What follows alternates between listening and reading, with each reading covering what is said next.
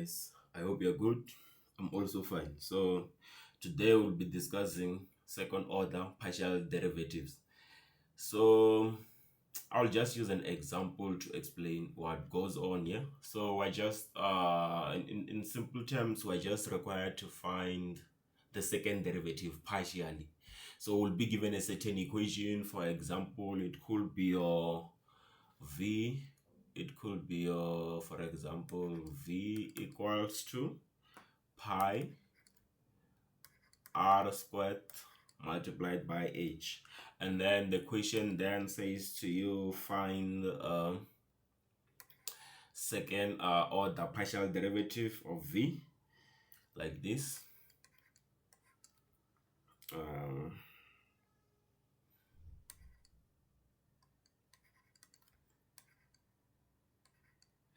so you can get it like this. So what you should know is that when it's given to you like this, you should know that they're saying that you should derivate uh, the equation that you got for partial derivative of v with respect to r, and then differentiate it again with respect to h. So what this means, so when you always get it in this form, you should know that that means you should first derivate with respect to r, and then again differentiate the result with respect to h. So this is what this notation means. So to understand it better, I can also rewrite it like this: partial derivative of v, okay, like this. So I can rewrite it like this. So yeah, you can see how it makes sense now, that you just need to differentiate with respect to r first, and then after that you differentiate with respect to h. So you'll differentiate the results that you get here, and then with respect to h later. So this is what this notation means. So yeah, whenever you get it, just know the letter that is on your right, you first differentiate with respect to it, and then go inside to differentiate with respect to the other one. And then yeah, we'll explain other notations with the use of other equations. I just wanted to explain this one because the other notations are not tricky. You know how to manipulate them. But yeah, we'll discuss them on our equations. Otherwise, for this one, let's differentiate with respect to let's use this one to explain this further. So that means we are first going to differentiate partial derivative of v with respect to r first. So when we differentiate with respect to r, that means we take h as a constant, and also definitely pi is a constant because it's a number. So this is just going to be 2 pi rh, right? And then let's not forget that our question wanted this notation, this second order partial derivative. So that means that we now going to say that partial derivative second order with respect to h with respect to r, and we have already discussed that this is the same as partial derivative of h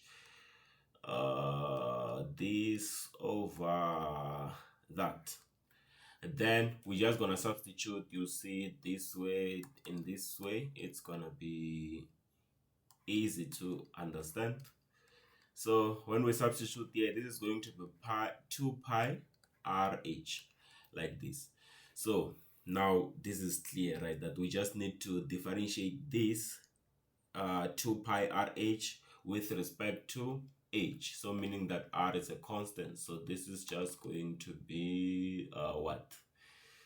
So we're keeping r as a constant, like I've said. So this is just going to be 2 pi r, right?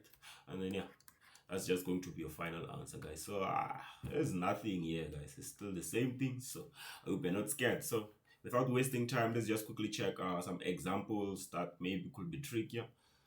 and as well as to discuss other notations, because there will be other notations, but yeah. So let's go. So our first question for today under activity 11 is going to be, if z equals to sine of 3x multiplied by cos of 4y, then we should find the second order partial derivative of z with respect to x. So we're just going to differentiate that given equation of z with respect to x twice, because of this. This notation makes sense compared to the other ones. I mean, like, it's not tricky. It's not tricky. This one, it's easy to understand what's going on. So let's quickly jump in. So we've got z with respect to that. So that means since we just need to differentiate with respect to x only, we're going to keep y as a constant. So let's go. So this is going to be partial derivative of z with respect to x is then going to be, so cos of 4y, it's going to be our constant, cos of it has y there, so it's just going to be a constant. And then so we're going to differentiate sine of 3x only. So when we differentiate, so let's just copy the other constant same time. So this is going to be cos of 4y, and then we'll multiply by that derivative of sine 3x, which is going to be what? 3 cos of 3x, cos of 3x. And then now we should differentiate this thing again, our result with respect to x again, so that we can get the second order partial derivative of z. So this is going to be your what? Your second order partial derivative of z with respect to x, second order partial derivative of z with respect to x. This is the same as let me rewrite it like this, second order. So yeah, guys, it's not that bad. It's not that bad. So yeah, and then you're just gonna substitute your first order partial derivative of z with respect to x like this, and then from there we're just gonna substitute. So this is the same as, yeah, let's just use this place. This is the same as second order.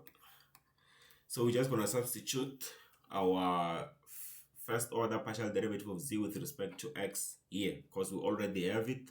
So let's substitute it. That's 3 cos of 4y multiplied by cos of 3x, just like that. And then we get inside now. So yeah, this is then going to be, so these notations makes more sense, that now we should differentiate this thing with respect to x. That means we're still keeping cos 4y as a what? As a constant, because we're differentiating with respect to x. So this is going to be, let's write our constant, 3 cos of what? 3 cos of 4y, and then we'll multiply by the derivative of cos of 3x. This is going to be -3. Negative because of what? Because of whenever we differentiate cos, we get a negative. So it's negative because of that. And then the derivative of cos itself is going to be sine, and then 3x. Okay, and then another thing, this 3 is coming from the derivative of the argument, guys. So it's nothing tricky there. Anyway, so we can again rewrite this in simple terms by multiplying out. So 3 by 3, it's going to be -9 cos, and then cos of this, cos of 4y multiplied by sine of 3x, just like that. So we can see that cos of 4y multiplied by sine of 3x is equivalent to what we were given as z, right? They said z equals to sine 3x cos 4y. So we can just also substitute here and say, and go further and say this is the same as 9z, and then that's it. So you got your answer. So that's it. That's what I wanted for that question. So let's quickly check what else they want from that question. So they also want us to find second order partial derivative of z with respect to y, meaning that now we're keeping what? We're keeping x as a constant. So from the very same equation, guys, from the very same equation, we should just find second order partial derivative of z with respect to y in this case, meaning we're keeping x as a constant. So let's go. So let's go, right? So let's dig in. Let's dig in. So remember, we just need to remember that. Let me just rewrite our equation here. First, I'll erase it. So z equals to sine of 3x cos of 4y. Cos of 4y. So we're required to differentiate this with respect to y. So yeah, let's start partially. So that means we're keeping x as a constant. So let's dig in. So partial derivative of z with respect to y will then be equivalent to the constant, which is sine of 3x. We differentiate cos, it becomes negative, and then we differentiate and then we know that whenever we differentiate cos, it becomes what? Sine, right? So this is going to be sine of 4y. We should not forget to differentiate the argument, which is 4y. So when we differentiate 4y, we're just gonna get a 4 like that. And then now, all right, maybe we can rewrite this nicely like this. We can say it is equivalent to minus 4 sine of 3x sine of 3x multiplied by sine of 4y multiplied by sine of 4y. Then now we can go further. So they want second order partial derivative of z with respect to y. So this is going to be what? This is going to be like this. Second order partial derivative of z with respect to y. So meaning that we are differentiating what? We are differentiating this first order with respect to y again. So let's rewrite this notation in a nice way so that it makes sense to everyone, right? So this is the same as partial derivative of z with respect to y. So yeah, this makes sense, right? It does, it should. Okay, so this is partial derivative of that with respect to y. So then what I'm gonna do here is just to substitute this partial derivative of z with respect to y. So since we derivated there, we have the answer. We're just gonna substitute it there so that it makes sense of, so that what we are doing makes sense. So this is going to be negative 4 multiplied by sine of 3x multiplied by sine of 4y multiplied by sine of 4y. And then from here, you know what to do, right? You know what to do. So let's go. So we're going to differentiate this with respect to y, meaning that we're still keeping x as a constant. So negative 4. So meaning that what? Negative 4 sine of 3x is still a constant. Then we differentiate just sine 4y with respect to y. So that's going to be what? That's going to be, when we differentiate sine, it becomes cos of 4y. Then we should always remember to differentiate the argument. So when we differentiate 4y, that's going to be just 4, right? That's just going to be just 4. So we can rewrite this nicely. 4 and 4 will multiply each other, and then we will get negative 16 sine of 3x multiplied by cos of 4y. Again, we should not forget that z is equivalent to sine of 3x multiplied by cos of 4y. So we can replace sine 3x cos of 4y by z, meaning that we can go further and rewrite this as negative 16 multiplied by your z. And then yeah, ta-da, that's just your final answer. I hope you get it right. Yeah. So I believe now you're getting confident with how to manipulate these things, how to work them out. So let's quickly check maybe another one which might be complicated, but I believe everything is easy, right? Everything is easy. Okay, so now we are required to find second order partial derivative of z in this notation. Remember, um, this is what we can rewrite this notation as okay, I'll rewrite it here so that it's nicely so second order partial derivative of z with respect to y with respect to x. This is the same as second order partial derivative with respect to y, and then we multiply by partial derivative of z with respect to with respect to x, just like that. So this notation that I wrote is the one that makes more sense compared to that other one.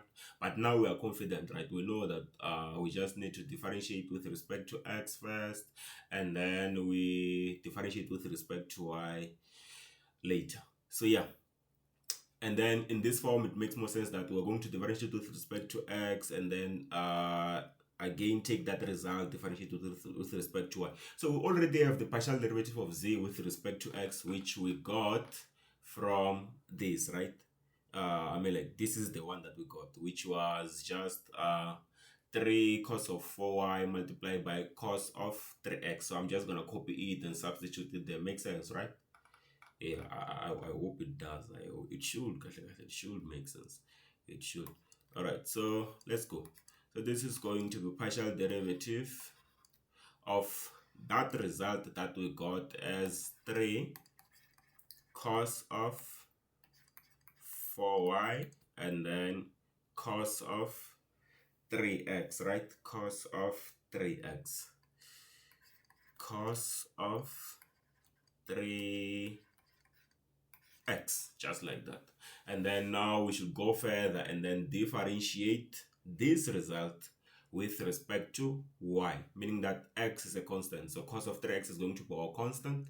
So let's start with our constant. We can copy it down. So 3 cos of 3x is our constant.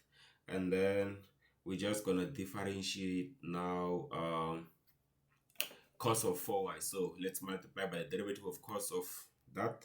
So this is going to be what?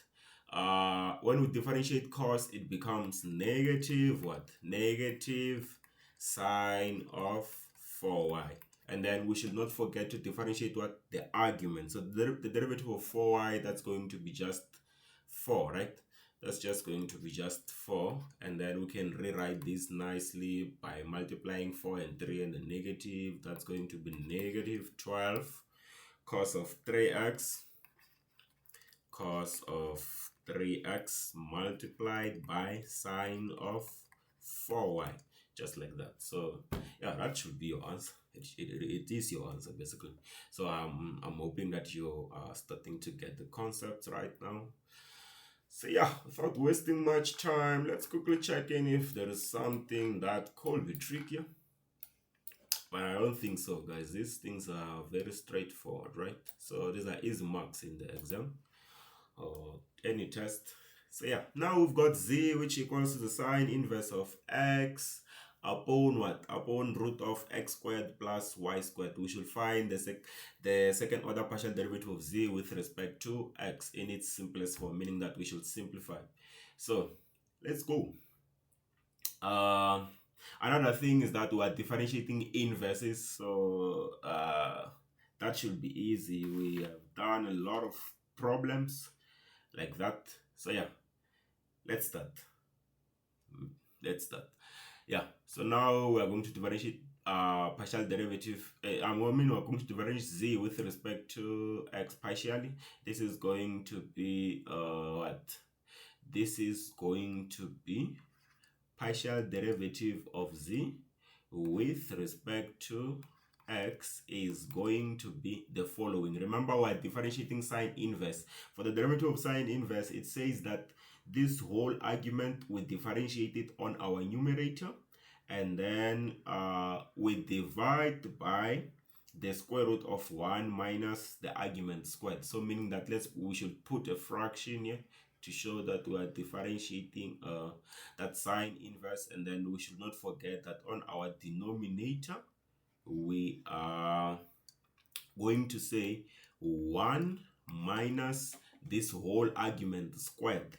So it is going to be that whole argument squared is just x divided by square root of x squared plus, so it's going to be divided by square root of x squared plus y squared, just like that, and then you square the argument. That's what the rule says for differentiating, or the formula for differentiating sine inverse.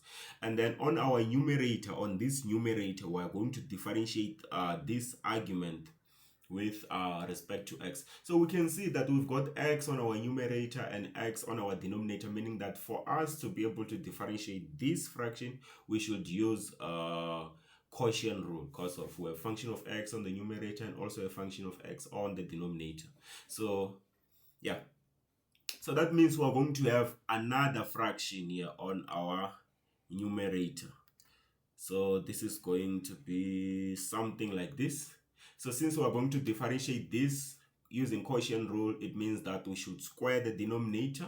So our denominator, we should square it first. So this is going to be square root of x squared plus y squared, and then you square it. That's just the rule of quotient rule. And then you differentiate the numerator first on your numerator here. So we're going to differentiate x, that's going to be just 1, and then you copy the denominator. So it's going to be 1 multiplied by the root of x squared plus y squared. X squared plus y squared, just like that, guys. And then we say minus because of we're using quotient rule. That's just the rule. And then now we copy the what? The numerator. So we're just going to copy x, and then we multiply by the derivative of the denominator. So the denominator is square root of x squared plus y squared. Remember, whenever we differentiate a root, you just write a fraction like this, like I will do. So you just write a fraction like this. So you write a fraction like this. On your denominator of that fraction, you say 2 root of what you were given. So the root of what you were given there is x squared plus y squared, x squared plus y squared. And then on this numerator of, you are going to differentiate what was inside the denominator. So remember, we're differentiating with respect to x, guys, partial. So meaning y squared, y is a constant. So that means this is just going to be just 2x here. And then 2 and 2 will cancel out. And then, yeah, this is just it. So, yeah. So, yeah, I hope you are still not lost. You are still not lost, right? You are not lost. You cannot afford to be lost. All right. All right, guys. What you can see here, or what you're going to realize, is that these 2 and these 2 are going to cancel out, and then x and x will multiply each other to form x squared. So please, guys, allow me to rewrite this to avoid writing a lot of steps by just canceling 2 and 2, and then x and x, and then I multiply them to get x squared. So allow me to do this, to remove 2, to remove 2, remove this x, and then I write x squared, just like that. It's fine, right? Sounds fair, right? So yeah, it should be fair. It should be fair. Okay, so I want to rewrite this in a nice way, okay? So I'm going to rewrite this whole thing in a nice way, but we are also going to apply some steps as we do that. So meaning that, let me see what else to avoid not confusing you. Okay, let's just rewrite it like that first before we do anything fancy. Let's just do this partial derivative of z with respect to x, this is going to be the following. So whatever that we had there, I'm copying it. We had x squared plus y squared minus x squared divided by square root of what? Of x squared plus y squared. Okay, and then all of this is divided by what? By this thing of square root of x squared plus y squared and then squared. So what I'm doing here on this step, I just want to change this fraction into a division sign, add that other division sign, this one, and then I just keep things the way they are. So so here we've got the root of this. We have the root of that. So this is going to be 1 minus. So here, let's apply this square. So this square is going to multiply the exponent of the numerator and the exponent of that. So meaning that we will end up having x squared divided by just x squared plus y squared, because of this root will get chopped by that square, right? So it will end up getting that. So I hope that makes sense, right? It should make sense. It should.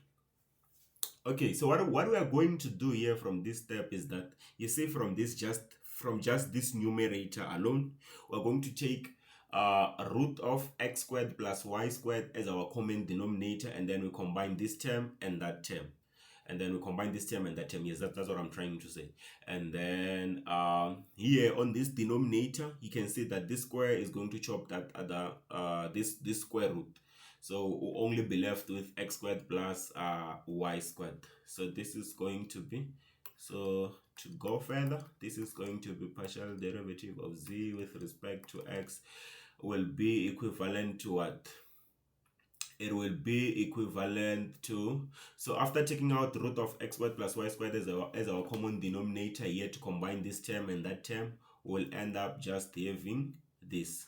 We'll end up having x squared plus y squared minus x squared all divided by square root of x squared plus y squared, just like that. All of these, guys, it was divided by what? It was divided by this term here. So, and we already discussed that the squared will chop the square root, and then we'll just be left with what? With x squared plus y squared, just like that. Just like that. And then here we still have the division sign. But what we're going to do here as well, inside that root, we're going to combine 1 and this other term. And then by taking out what? X squared plus y squared as our lowest common denominator. So meaning that we're still going to have this root.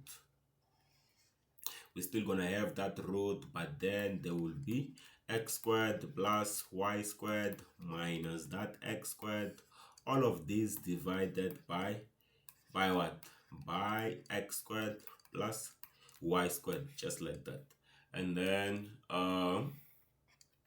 from there, let's see what cancels out what remains and what remains. So here we can see that x squared will get chopped by negative x squared. Will only be left with positive y squared, and then this denominator we can take it down here, since it is the same as this one. They will then multiply each other and then add their exponents, so meaning that we'll end up having 1 over 2 plus exponent 1 there, which is going to be just 3 over 2. So yeah, let's go. So partial derivative of z with respect to x will then be equivalent to y squared upon what? Y squared divided by x squared plus y squared, all to the power half plus 1, because here we have exponent 1, if you are wondering where this 1 is coming from. So I'm talking about this 1 here, plus the 1 over 2 from the root. So that's going to be 3 over 2, right? So this is going to be 3 over 2, just like that. And then we still have the division sign there, the other one, I mean on our other side. So Yeah, let's go. So let's keep this division sign like that even for now. Yeah, so we will end up getting something like here x squared and x squared will cancel out like that, and then we're going to get what we are going to get, just positive y squared divided by x squared plus y squared. And then from there we are going to make the numerator to have its own root, and then also this denominator to have its own root there. So meaning that at the end of the day we'll have square root of y squared divided by square root of x squared plus y squared. So meaning that we will end up having this. We will end up having square root of y squared, square root of y squared divided by square root of x squared plus y squared, just like that. And then here, so now we can then change this division sign into a multiplication sign, meaning that when we change it into a multiplication sign, we're going to flip everything. The numerator is going to become the denominator, and then this is how it's going to look like at the end of the day. So partial derivative of z with respect to x will then look like y squared divided by x squared plus y squared all to the power 3 over 2 multiplied by remember we say that we are flipping everything here, right? So that means x squared plus y squared will be on top then. So this is going to be x squared plus y squared, like that, all divided by y, because of root of y squared is just y. And then 1y from here will chop that y, and then we'll just be left with y here, right? Makes sense, right? And then since this term is the same as that one, we'll subtract the exponent of this from that one. So meaning that 1, so we'll end up having 3 over 2 minus half, which comes from changing this root into exponent half. So that half will end up coming here to be subtracted, and then we'll get this partial derivative of z with respect to x will then be equivalent to just y upon what? Y upon just x squared plus y squared, x squared plus y squared. So this should be your answer for the first order partial derivative of z with respect to x, yes.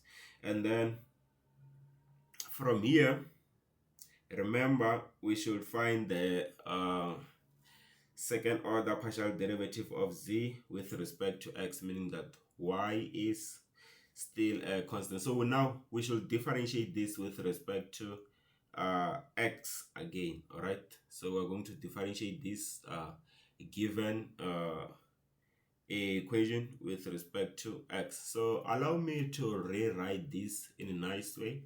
Allow me to rewrite this in this following manner, saying that y multiplied by x squared plus y squared is to the power -1. So I just rewrote this like that so that we can differentiate it with respect to x in a nice way. So yeah, let's go. So what's going to happen here is that we are going to get the following. We're going to get that partial derivative of z. Okay, now we're differentiating second order, guys. So second order partial derivative of z with respect to x. So now we want to get this. So yeah, let's go. Second order partial derivative of z with respect to x is going to be the following. So this is going to be, okay, let's rewrite this notation first. This is the same as this second order partial derivative of z with respect to x, and then we just substitute there so that it makes sense. So with respect to x, we're just gonna substitute our first order partial derivative of z into that. So since we have it, this is the same as y multiplied by x squared plus y squared all to the power negative 1, just like that. So we should differentiate this with respect to x. So this notation makes more sense, right?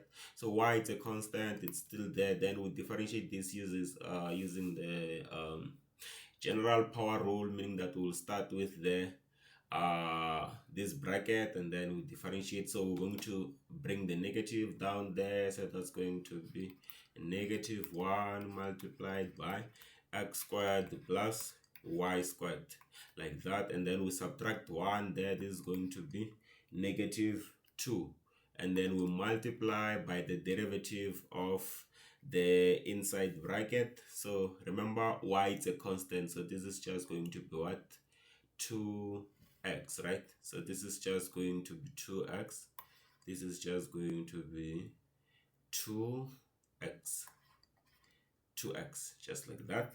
And then yeah, y is a constant, so we can rewrite this nicely by going further and say that this is going to be minus 2xy all divided by what, by x squared plus y squared to the power of 2. So yeah, this should be your final answer for this one. Yes, for this one of z, if z is equal to that. Yes, so this should be your final answer. And then yeah, we reached there. So let's see if we can differentiate other equations. So I just want to remind you guys to do what, to do the following, to always pause the video before you you do it, you watch the answer, so that you can try these problems on your own as well, and then resume later to check the memo, of course. So don't cruise there, guys, don't cruise, be practicing on your side as well, be practicing these things as well. So yeah, let's go. Feel free to pause the video so that you work out this problem on your own and then resume later to check the memo. So that's a very good way of learning. Don't just like watch this thing as if you're watching a movie. It's not a movie, guys, it's not a movie. So anyway, let's go. So now we've got z, which z equals to e to the power square root of x plus y. We should determine partial derivative of z in its simplest form. So let's start. So we're differentiating z with respect to y, so that means partial derivative of z with respect to y, this is going to be, so we're differentiating an exponential function, guys, because e is a Euler's number, so that thing that we're given is an exponential function. So meaning that whenever, we should remember that whenever we're differentiating an exponential function, we just copy that exponential function as it is.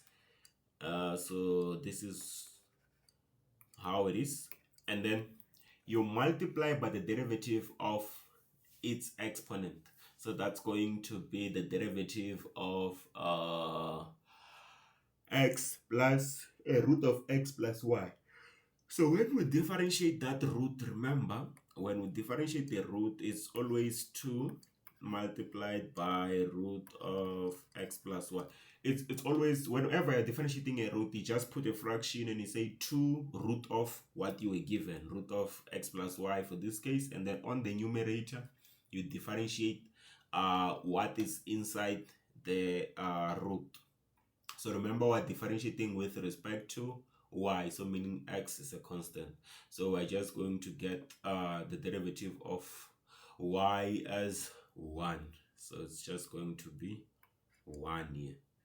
And then maybe we can rewrite this nicely going further. This is the same as e to the power root of what? Root of x plus y, like that, all divided by 2 root of x plus y, just like that.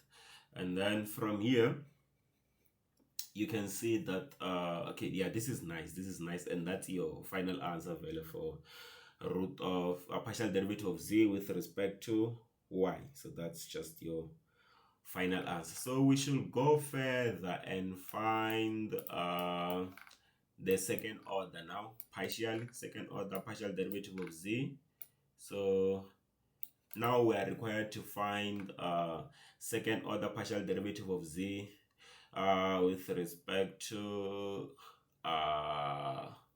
x. So that means we're going to differentiate this with respect to x now. So yeah, it should be easy provided that we don't make mistakes. So let's start. So we can start by rewriting it in this notation in a nice way so that we can see what is going on. So this is how it's going to look like after it's written in a nice way, right? In a nice way, this is going to be partial derivative of x and then partial derivative of z with respect to y. So we already have partial derivative of z with respect to y. We just need to differentiate it further with respect to x. So yeah, let's go. So now let's just substitute it here. So with respect to x, so I'm just gonna copy it there. So this is going to be x plus y all divided by 2 multiplied by root of x plus y, just like that. Okay, now we can see that this notation makes sense. It says that we should differentiate this whole thing with respect to x. So we can see that we've got x, we've got the function of x on our numerator and function of x on our denominator, meaning that for us to be able to differentiate this given fraction, we should use quotient rule to differentiate it. So meaning that this is then going to be, so we're going to use quotient rule. This is going to be the following. So that's second order partial derivative of z with respect to x. It's going to be the following. So since we're using quotient rule, it's going to be like this. So on our denominator, we should square that denominator that we had there. So that's 2 root of x plus y, and then we square it like that. And then on our numerator here, we're going to differentiate this numerator first. So when we differentiate that numerator first, we've already spoken about it, that it's just gonna be e to the power root of x plus y, and then we multiply by the derivative of what, of the exponent there, which is just going to be 1 divided by 2 root of x plus y, like that. And then we should remember to copy the denominator. So our denominator is just 2 root of x plus y, so meaning that we're going to multiply this by 2 root of x plus y, just like that. And then we say minus because of we're using quotient rule. And then now we copy the numerator. So when we copy the numerator, this is going to be root of x plus y, just like that. And then we say multiplied by the derivative of the denominator. So when we differentiate this denominator, this is how it's going to look like. So remember, we're differentiating a root, guys. So there is this 2 that I'm writing here. It's the one that's there on the denominator there. It's this one.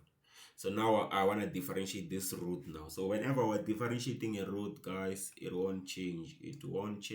We just say 2 root of what we're given, which is x plus y, and then on our numerator there we differentiate what's inside the root there. So remember, we're differentiating with respect to x, meaning that y is a constant, so this is just going to be 1 like that.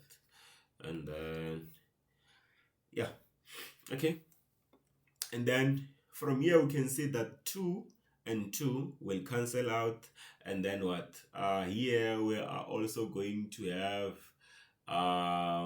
this 2 root of x plus y and 2 root of x plus y will also cancel out.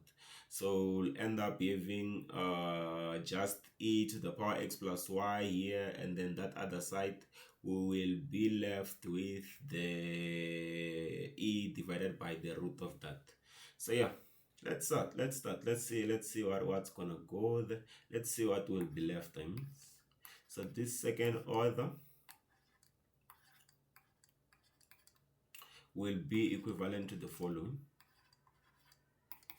So remember, there we said we will be left with root of x plus y, and then on the other side we said we will be left with e to the power x, a root of x plus y, all divided by what? All divided by just x plus y, just like that. So this is our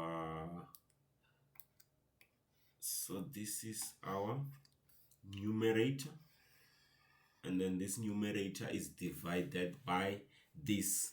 So this square will multiply whatever that's inside there, so it's going, or we'll end up getting 4 multiplied by x plus y, because of the square will chop the root there, so we'll end up having 4 multiplied by x plus y, like that. It makes sense, right? Because it will be 2 to the power 2 multiplied by that x plus y.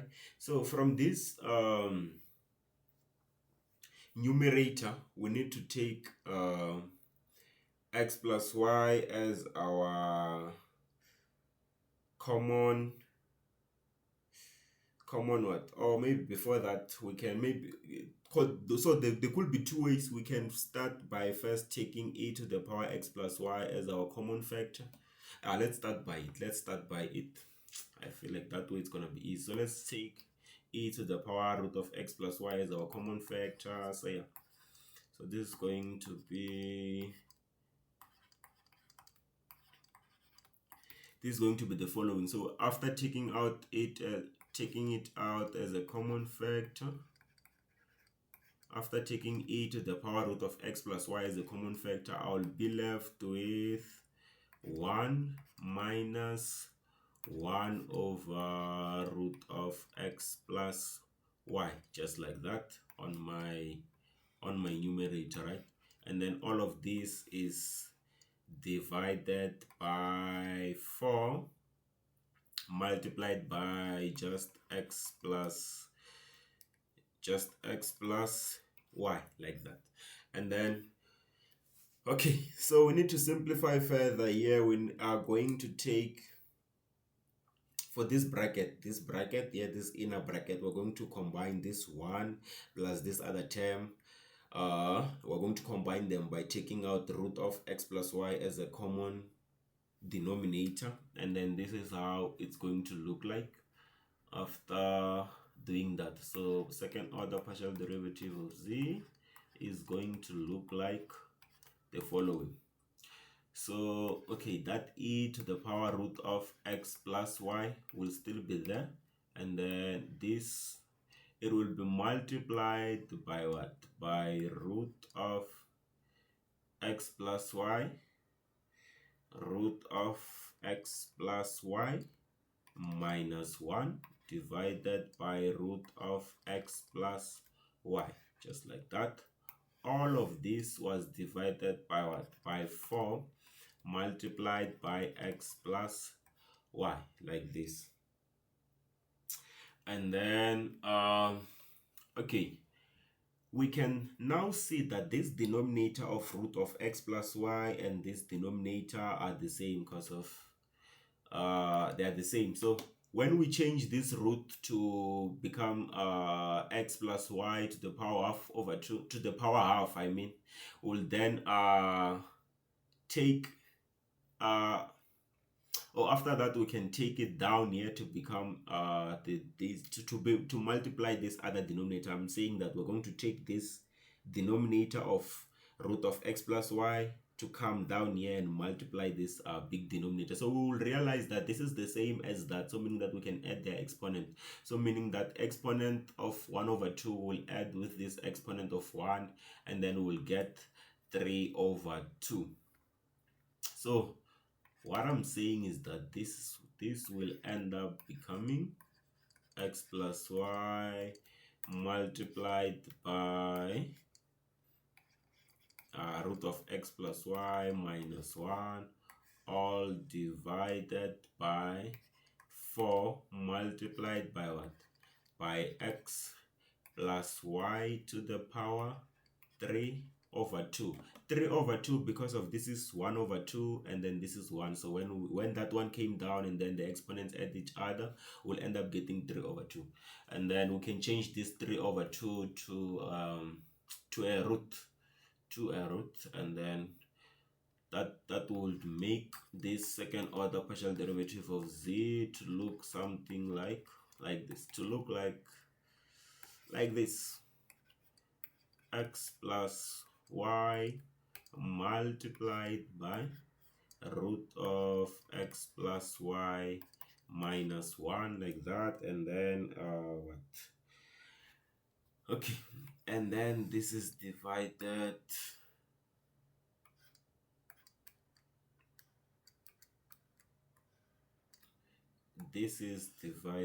by 4 multiplied by root of x plus y to the power 3. So I changed that exponent of 3 to the power 2 to a root, and this is how it looks like.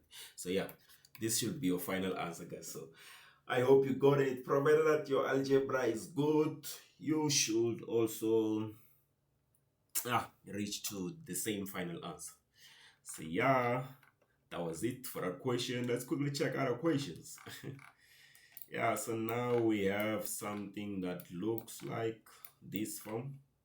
So let's see if we gonna do it. So this looks similar to what we just did. So let's see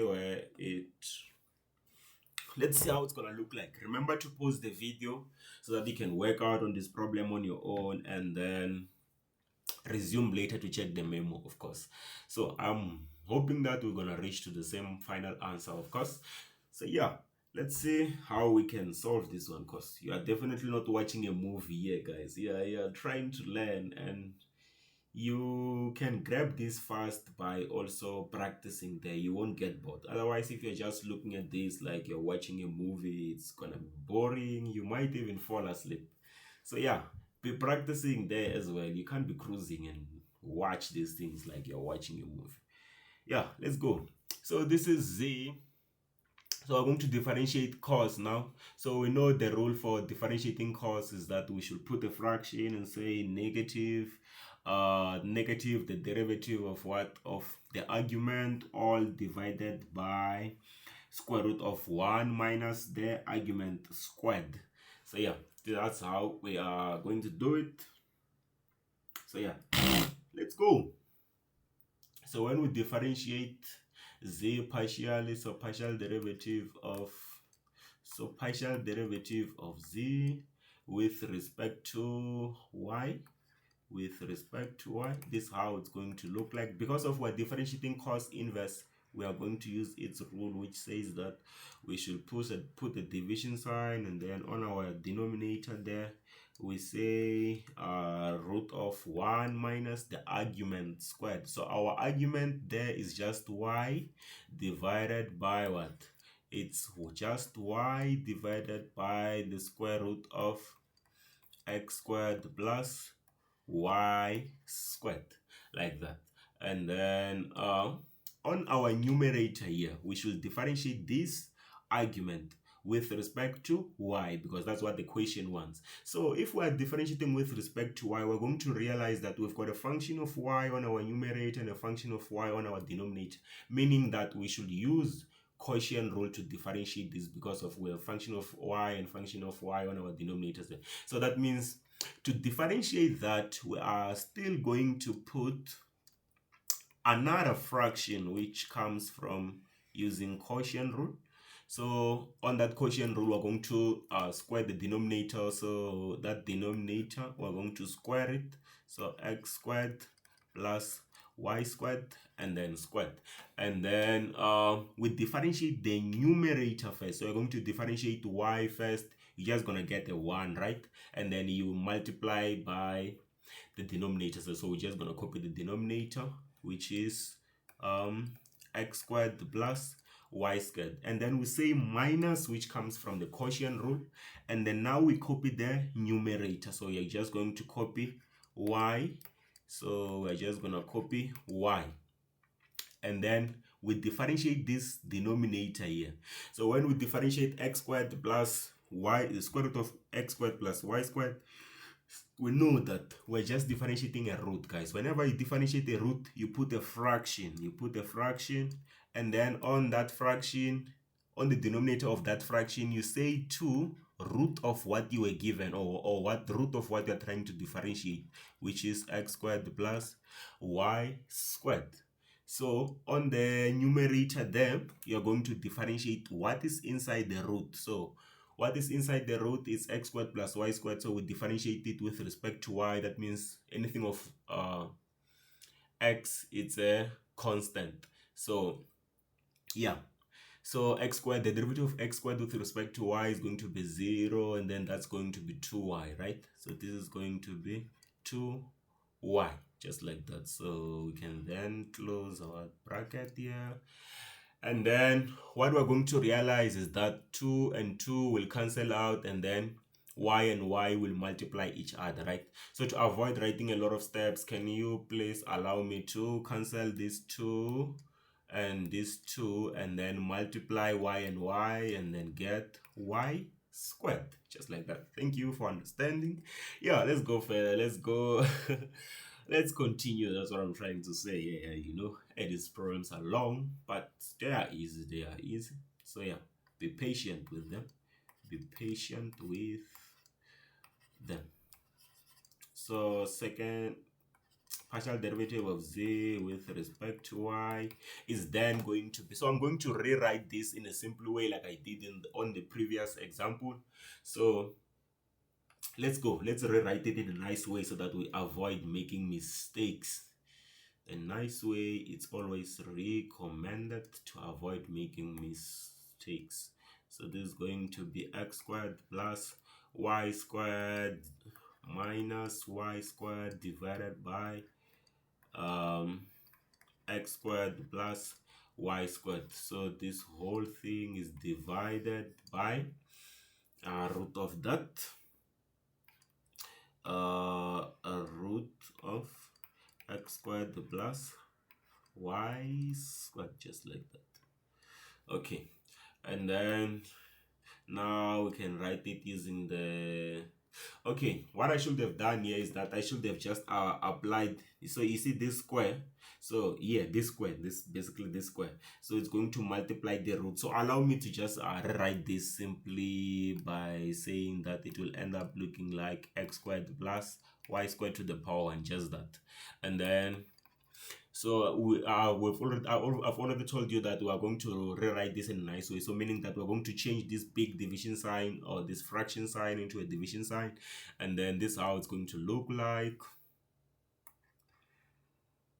So it's going to look like something like this, the root of that. So inside that root we still have 1 minus that, but then let's apply, so let's make this square to multiply the exponent of this numerator and the exponent of this denominator, meaning that we'll end up having what, y squared divided by, so this square will chop that other radical sign, will just end up having x squared plus y squared. Okay, I forgot one thing here, which was to multiply by the negative here. the negative here, negative here. Yeah, but I remembered now, so let's just put the negative. So yeah, I've placed my negative sign there. Yeah, that was just it. Yeah, because the negative comes from when we're differentiating these guys. It says that they should be the negative of the derivative of what, of the argument, and then we continue just like so. Everything is correct, guys. That's one thing that I forgot. I forgot, you know, maths is not a nice thing to anyone. It's a bully. Anyway, let's continue. It's just maths, guys. We can't cry. It happens to every one of us. Maths is bully. So this negative that's outside there multiplied by what? By, so what I'm going to do from this step, I'm going to combine this term and that term, meaning that I'm going to take root of x squared plus y squared as the common denominator and then combine that term and that term. It will end up looking like something like x squared plus y squared minus the other y squared, all divided by square root of x squared plus y squared. So x squared plus y squared, just like that. And then all of this was divided by just x squared plus y squared to the power of 1, like that. And then the division sign, it's still there, so let's keep it there. Let's not remove it.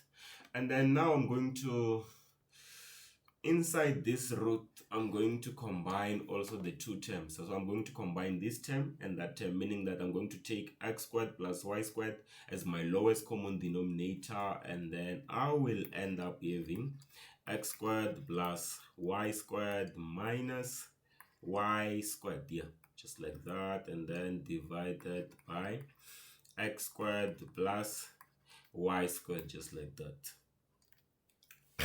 So yeah, hope makes sense. So from this step, we can see that y squared and y squared, they cancel out, and then what? And then we'll just be left with x squared divided by that. Okay, but let's first discuss the other side as well. So on the other side there, we can see that y squared and y squared as well chops each other there on the other side. It chops each other. So after it has chopped each other, we can also take this denominator down here to multiply this other denominator. So their exponents will end up adding each other. And then we'll have to the power 3 over 2, of course, because of this is going to be 1 over 2, and then plus this 1, it's going to be 3 over 2. So for this other side, so partial derivative of z with respect to y will then be equals to negative x squared. So negative x squared, because of its, yes, y squared and y squared will chop each other, so we'll be left with positive y squared and then multiplied by this negative. So that's how the negative is there. And then this is divided by x squared plus y squared, all to the power 3 over 2. And then from there we can see that we are going to have something like, so let's still put this division sign, or we can change it. Let's change it same time, guys. Or should we not? Let's just leave it like this so that you don't get confused maybe. So we're going to have square root of x squared. So what I'm doing here, I am making, so since the result here, y squared and y squared cancel out, so we'll end up having x squared divided by x squared plus y squared. So I'm going to make the numerator to have its own radical sign or its own root, and then the denominator to have its own root as well. So this is going to be x squared plus y squared, just like that. So square root of x squared plus y squared, just like that. So what I did there was just to do that. And then let's now change this division sign into a multiplication sign. So at the end of the day, our partial derivative of z with respect to x has to look like what? Like what? Like what? Okay, so this is going to be multiplied by, and then since we changed this division sign into a multiplication sign, meaning that we're going to flip everything. So the denominator is going to be the numerator and the numerator will become the denominator. So yeah, this is going to be what? This is then going to be square root of that, square root of x squared plus y squared divided by x, because of square root of x squared is just x, right? So yeah, and then yeah, we can see that one of the x's from this x squared will chop that x, and then x squared plus y squared, we can rewrite this root to the as to the power 1 over 2, and then that 1 over 2 will get subtracted from this because of this and this are the same, and then we will end up having something like partial derivative of z with respect to y. This will be equivalent to what? To negative x divided by what? Divided by just x plus, x squared, sorry, x squared plus y squared. So this should be your final answer, provided that you didn't do any mistake. So yeah, that was it for that question. So they want something again from us, so let's give it to them, right? Let's give it to them. Let's give it to them. Let's then find the second order of z. So yeah, so we can start by rewriting down this notation in a nice way so that we can see what they really want from us. Hey, English, they almost did me there. They did, yeah. It did, basically. It did. Justice for me. Justice for me there. Okay, anyway, let's rewrite this in a nice way. So what this means, it means that we should differentiate the first order of partial derivative of z with respect to y. We should differentiate that result with respect to x. So now I rewrote this in a nice way. Remember that we have this, right? We have partial derivative of z with respect to y. So meaning that I can just substitute it here and see what will happen thereafter. So this is going to be partial derivative with respect to x, and then I just substitute that thing. So I'm just going to substitute minus x divided by what? Minus x divided by what? By x squared plus y squared, right? So yeah, this is how it's going to look like. Okay, so now we can go further, right? So now this notation makes sense. This makes sense. This makes a lot of sense. So yeah, let's continue from it and see what we can do. So we're required to differentiate with respect to x. So we can see that we have x on our numerator and x on our denominator. So meaning that to differentiate this fraction, we're going to use quotient rule, because we have a function of x and a function of x on our numerator and denominator there. So yeah, let's continue. Let's continue. So our second order is then going to look like something like what we're going to do, right? Yes. So yeah, let's continue. So since we just say that we're going to differentiate using quotient rule, so that means we should put a fraction here. We should put a fraction here and then say this is x squared plus y squared, and then we square it because of what? We're using quotient rule. Yes. And then on that quotient rule says we should first differentiate the numerator. So when you differentiate x there, that's going to be just -1, and then you multiply by the denominator which was x squared plus y squared, and then you say minus from what? From the quotient rule. That minus is coming from the quotient rule, and then you copy what? You copy your numerator now, meaning that we're going to copy minus x. So I copy minus x here, and then we multiply by the derivative of the denominator. Remember, we're differentiating with respect to x, so meaning that y is a constant. So you're just gonna get what? 2x, just 2x, right? You're just gonna get 2x because you're going to differentiate x squared, and then that is going to be 0. So that's just going to be 2x. All right, then we can try to simplify this and see how it's gonna look like. So we're going to multiply. So this negative will multiply this bracket, and then also this one will multiply that other one, then the side multiplies that. Yeah, that's how it's going to look like. So our second order is going to look like this. So this is going to be negative x squared minus y squared plus 2x squared, right?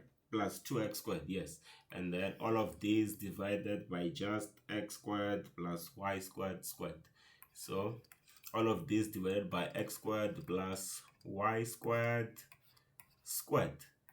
And then we can see that we've got like terms. This term and that term adds each other, and then we'll just be left with what? With x squared minus y squared, all divided by x squared plus y squared to the power of 2. And yeah, that should be your final answer. So I'm really hoping that you got the same final answer as well. So without wasting much time, let's quickly check other things that we can discuss for today. So we have z, which equals to this. So yeah, let me just put it nicely. Just a second, guys, and I'm sorry for my things not being organized. I don't know why they are like this. I'm also wondering. So yeah, next time I will try to organize them nicely. Otherwise, yeah, let's see. So we are given that if z is equivalent to y squared divided by y squared plus y squared minus the natural log of x squared plus y squared, then we should determine the partial derivative of z with respect to y in its simplest form, meaning that we should simplify until it's very, very, very simple. So yeah, let's see, guys. Let's see. Basically, let's do it. We're not seeing anything. We're doing it. So guys, I just want to remind you that feel free to pause this video so that you can work out on this problem on your own and then resume later to check the memo, right? Remember, you're not watching a movie. This is a lesson that should help you how to solve these things. So the best way to learn is to do. They say monkey see, monkey do. So sorry for that, but yeah, let's brag. Let's go. Let's dive in. So yeah, let's quickly kill it and clap it. Yeah. So z, when we differentiate it partially, it's going to be what? This is going to be partial derivative of z. It's going to be partial derivative of z with respect to y. And then, since we're differentiating with respect to y, guys, so meaning that we should differentiate this using quotient rule. Reason being, we have y on our numerator and y on our denominator, and these things is in a fraction form. So we should use quotient rule to differentiate that. So yeah, let's go. So when you apply quotient rule, we know that we should put what? A fraction there. And then on our denominator, we are going to say x squared plus y squared, and then we square it. That's how we apply our quotient rule, and then we differentiate y squared on our numerator here. This is just going to be 2y. We multiply by what? By the denominator, which was x squared plus y squared. And then we say minus, which comes from the quotient rule. Now we copy the numerator. So we're just going to copy what? Y squared then. You copy y squared and then you multiply by the derivative of the denominator. Sorry, the derivative of the denominator. So which is going to be, remember we're differentiating with respect to x. So meaning whatever that's of x is a constant. So we're just going to get 2y, right? So we're just going to get positive 2y. And then we say minus, this minus is coming from where? It's coming from here. This is what we're given. And then we differentiate the natural log. Remember, whenever we differentiate the natural log, we just put the division sign there. And then we take the argument the way it is, we put it on our denominator. So you just copy the argument on your denominator. So you are going to copy x squared plus y squared. So yeah, and then since we're differentiating a ln on the numerator there, we should differentiate the argument. So yeah, that's just the ln, guys. Remember, oh yeah, definitely have crammed it that whenever we're differentiating a natural log, you just put a fraction and then you copy the argument on your denominator and then you differentiate the argument on your numerator. So remember, we're differentiating with respect to y, so meaning that x is a constant, so we're just gonna get 2y there, because of we'll differentiate only y squared. The derivative of x squared is 0.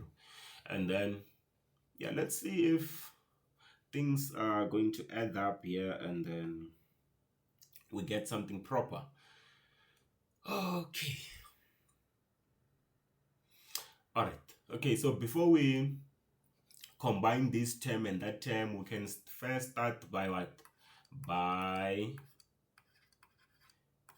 We can first start by multiplying, simplifying the numerator there. So meaning that we can start by saying that x squared plus y squared squared, this is going to be, so when we multiply there, we're going to get 2y x squared. We're going to get 2y x squared plus 2y cube, right? 2y cube minus 2y cube, and then minus 2y all divided by what? By x squared plus y squared. And then from here, we can see that this 2y cube and 2y cube, they chop each other. And then what we'll be left with is just partial derivative of z with respect to y, which is just going to be equivalent to what? 2y x squared divided by x squared plus y squared, and then this is squared minus 2y divided by what? X squared plus y squared. We can see that we can take 2y divided by that by y squared by x squared y squared as a common factor. So if we do that, we will end up getting that partial derivative of z with respect to y will end up looking like 2y divided by x squared plus y squared. So we're taking this as a common factor, so what will be left there is just x squared divided by what? X squared divided by x squared plus y squared, right? And then minus 1. So we are then going to take x squared plus y squared as a common denominator to combine this term and that other term. So let's do that quickly. This is going to give us a result like, so this is still 2y divided by x squared plus y squared, and then inside there we'll end up having x squared minus into x squared plus y squared like this, all of that divided by x squared plus y squared. Makes sense, right? So we can see that on this numerator here, x squared and x squared will end up cancelling each other, and then we'll only be left with negative y squared, right? And then the denominator and that denominator will multiply each other and then add their exponents because of they are the same, right? So we'll end up having a squared there. So this is how it's going to look like at the end of the day. So yeah, since here on the numerator will be left with minus y squared, that minus y squared will multiply with this 2y. We will get minus 2y cubed all divided by x squared plus y squared to the power of 2. And then yeah, that should be your answer for that one, guys. So I hope you got it as well. It was an easy one. So we're required to find the second order partial derivative of z with respect to, okay, so let me just take it up there so that we can solve it. Even my things are not organized. Why? I don't know, true, man. I don't know, bro. Do you? Alright, yeah. Anyway, so now we should find the second order partial derivative of z with respect to that. So like always, guys, let's rewrite this in a nice way so that we can avoid making mistakes. So this notation is not so nice to a lot of us. It's very bully. It can take advantage and chop you. So yeah, to avoid getting chopped, just rewrite it in a nice way. You know, when things are rewritten in a nice way, they make more sense, and yeah, easy to solve after that. So this is going to be this is how it's going to look like.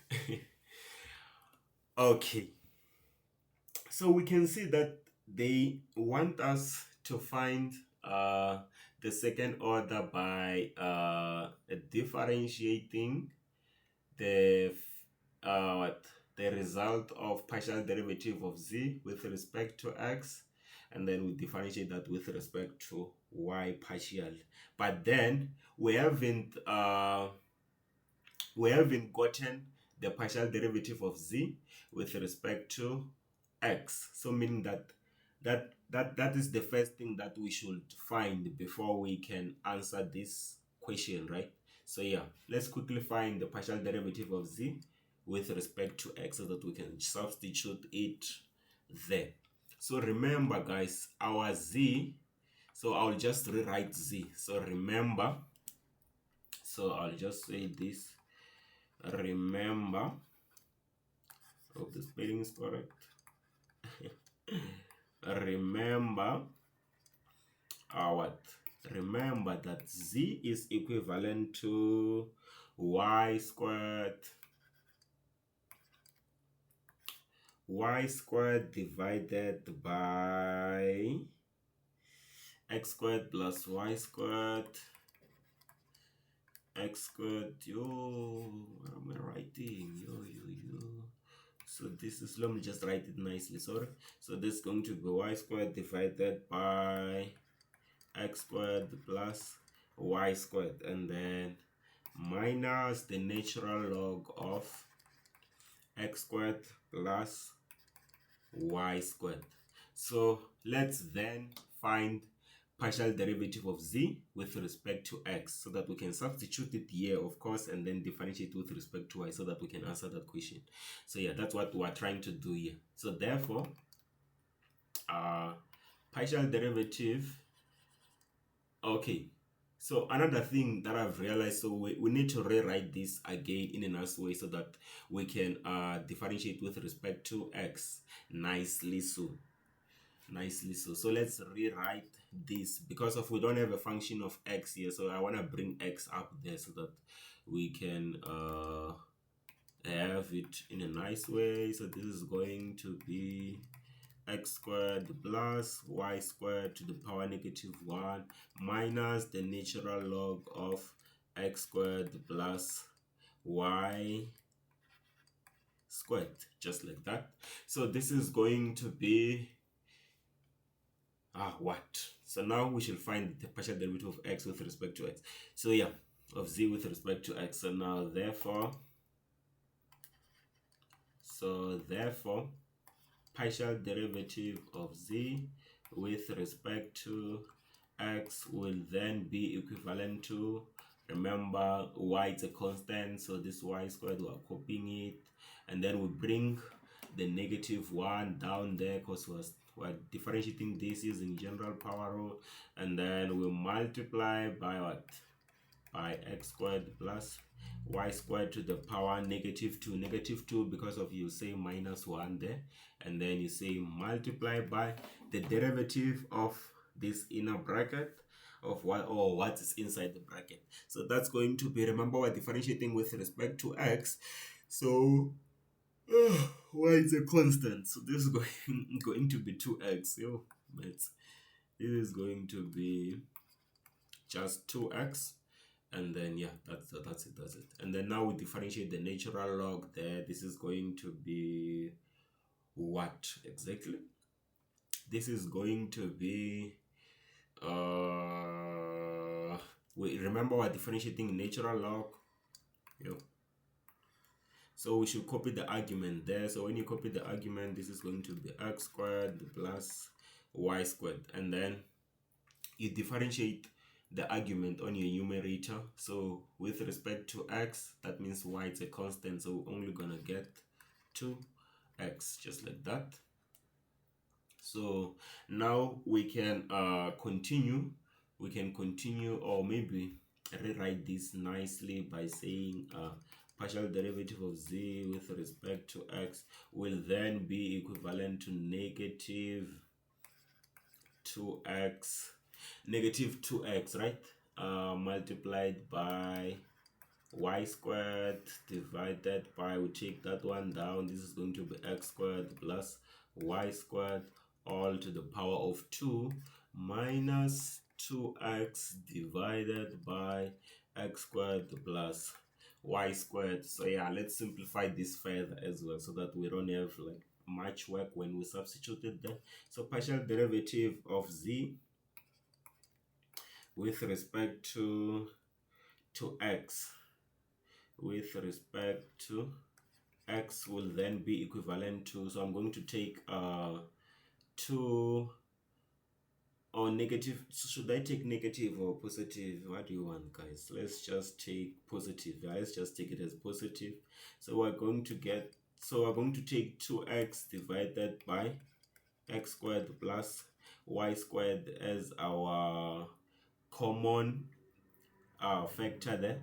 So if we're taking this as a common factor, we'll be left with negative y squared divided by x squared plus y squared, and then minus what? Minus 1, right? And then we are going to combine this term and that term by taking out x squared plus y squared as our common denominator. So this is going to be partial derivative of z with respect to x will then be equivalent to 2x divided by x squared plus y squared multiplied by what? Multiplied by negative y squared minus into x squared plus y squared, all of these divided by x squared plus y squared, right? So what we are going to realize here is that, so let's just verify if we didn't make any mistake. So I'm not seeing any mistake. So we can see that we are going to get that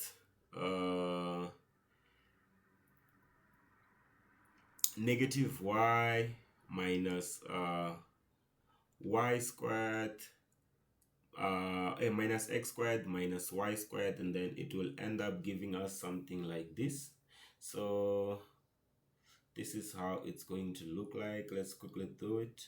So on our numerator, the partial derivative of z with respect to x will then be equivalent to 2x divided by x squared plus y squared. I'm not multiplying. What's wrong with me? So okay, oh now let's start with the denominator. So the denominator there is going to be x squared plus y squared, and then squared. Because of this denominator and that denominator, they are the same. Why am I feeling like I made a mistake here? Or I just wanted things to cancel out, meanwhile they shouldn't cancel out. So let's just say, just to verify, I'm just verifying if I didn't make a mistake. That's negative y squared divided by that minus 1, of course. And then we take out that as a common denominator. We'll end up getting this. Yeah, there is no mistake. So yeah, we will end up getting 2x, which multiplies negative y squared minus x squared minus y squared, just like that. And then what else? Okay, this is negative, this will be negative 2y squared. So yeah, maybe I can rewrite this further and say this is 2x into negative 2y squared minus what? Minus x squared. Minus x squared, like this.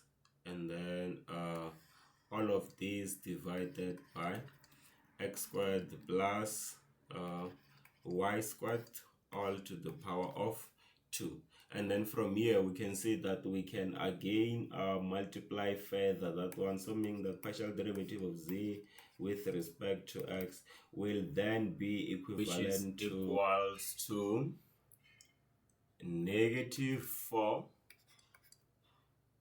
xy squared minus 2x cubed minus 2x cubed, all divided by just x squared plus y squared, all to the power of 2, just like that.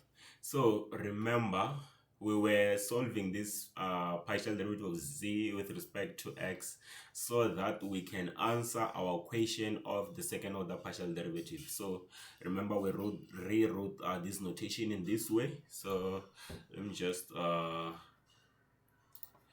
just copy it, and then so that we can continue with it.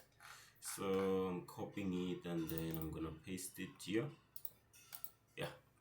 So guys, we are looking for this second order partial derivative of z with respect to that. So I rewrote that notation like this. So now we should just substitute, because we have our partial derivative of z with respect to x. So we're just going to substitute it in there. This is going to be partial with respect to y is then going to be equivalent to minus 4x y squared minus 2x what? X cubed, just like that. And then from here, this is divided by x squared plus y squared, all to the power of 2, just like that. And then so now we can see that we're just required to differentiate this partially with respect to y. So we can see that this is a fraction, and on the numerator there is y there. So on the numerator we've got a function of y, as well as the denominator we have a function of y. So we're going to differentiate this fraction using quotient rule, because we have a function over a function, of course. So that means this second order with respect to that, it is going to be equivalent to, so we're going to use our quotient rule. So this is going to be equivalent to x squared plus y squared, and then this, what is this?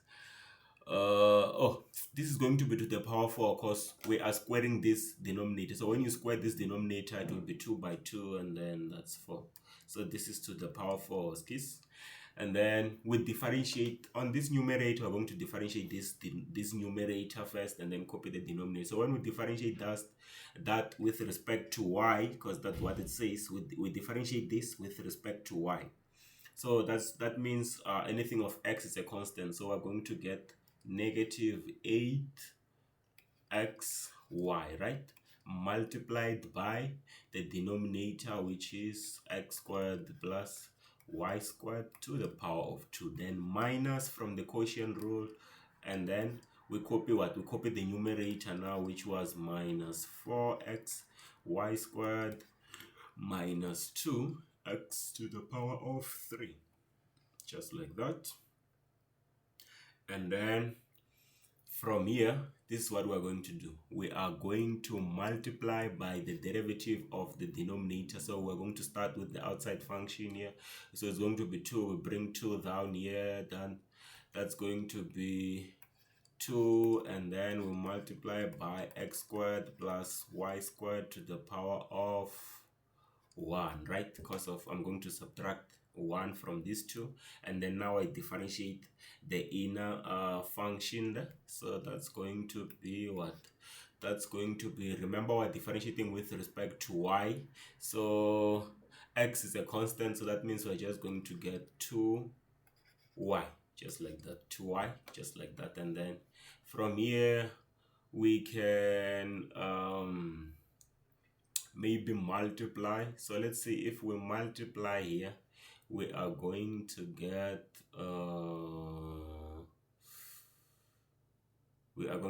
what? So if we take, okay, we don't have to take 2 because it's gonna bring us back there. Okay, let's do this, guys. Let's go and take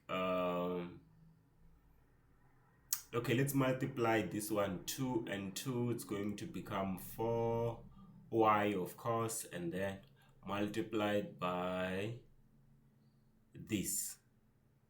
All right, okay, and then from there we can also take out, okay, yeah, let's do it like, let me not jump some steps. We can reach to the final answer using this following method of just first, or let's just copy it the way it is, minus xy and then x squared plus y squared minus. So what we need to do, guys, yes, let's just multiply this. 2 by 2 is going to be 4y, right? 2 by 2y is going to be 4y, I mean. So we take this 4y to multiply this bracket, okay? Is that complicated? It's not, right? Yeah, let it be not complicated. So it will be 4y multiplied by this guy there. It's going to be negative 16 x y cube, all right, minus, again we multiply this term by 4y, so that's going to be what? Negative 8 in this case, negative 8 by x cube y, just like that. And then we have this bracket of x squared plus y squared to the power of 1, and then all of this is divided by x squared plus y squared to the power of 4. And then from here I am going to multiply what? I am going to multiply okay, before multiplying I can just take out x squared plus y squared as a common factor. So therefore partial derivative second order is, I'm still rewriting this the same way I did. So if I take out x squared plus y squared as a common factor, I will end up having what on my numerator? I'll just be left with minus 8xy multiplied by x squared plus y squared, like that. And then sorry, minus okay, that is taken, so minus that into this, minus 16 x y cube minus 8 sorry guys, 8.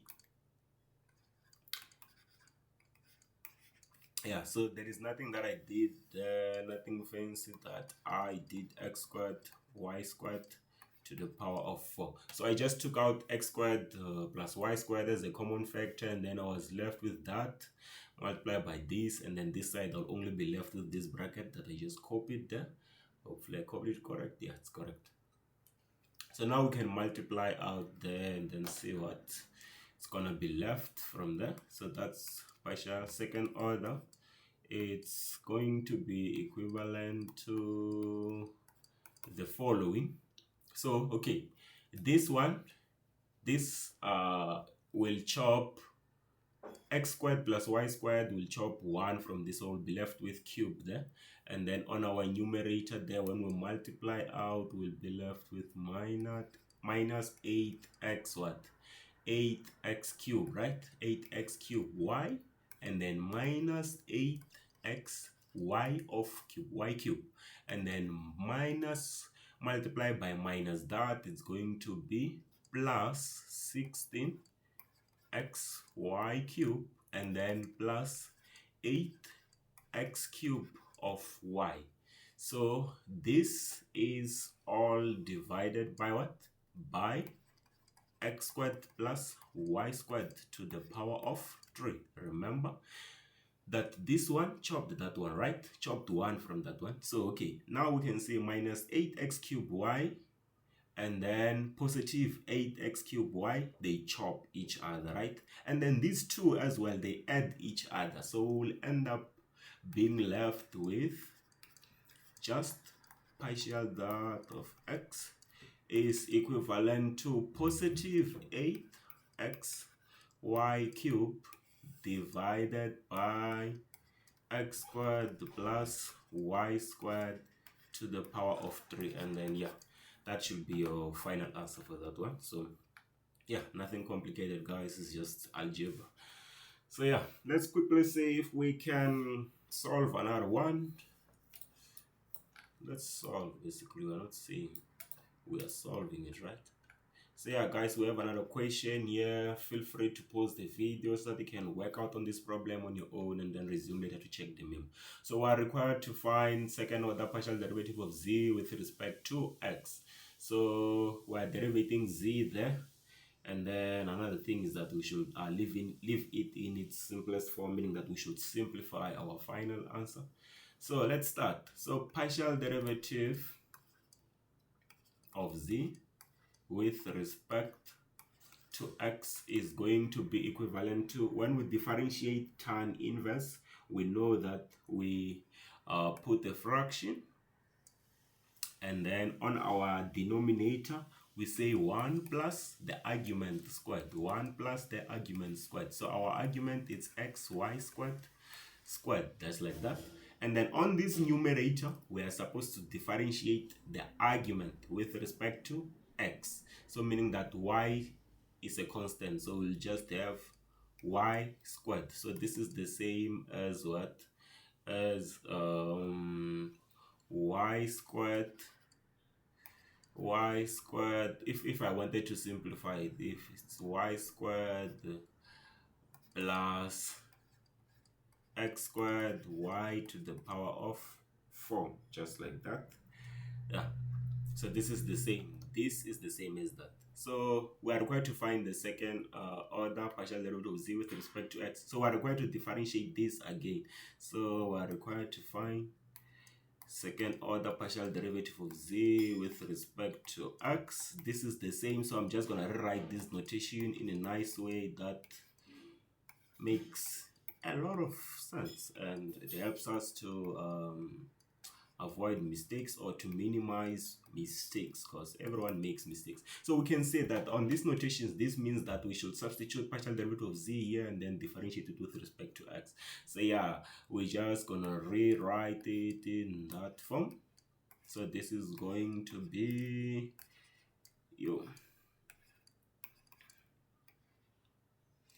this is going to be what? So you're gonna substitute your y squared divided by 1 plus x squared y to the power of 4, just like that.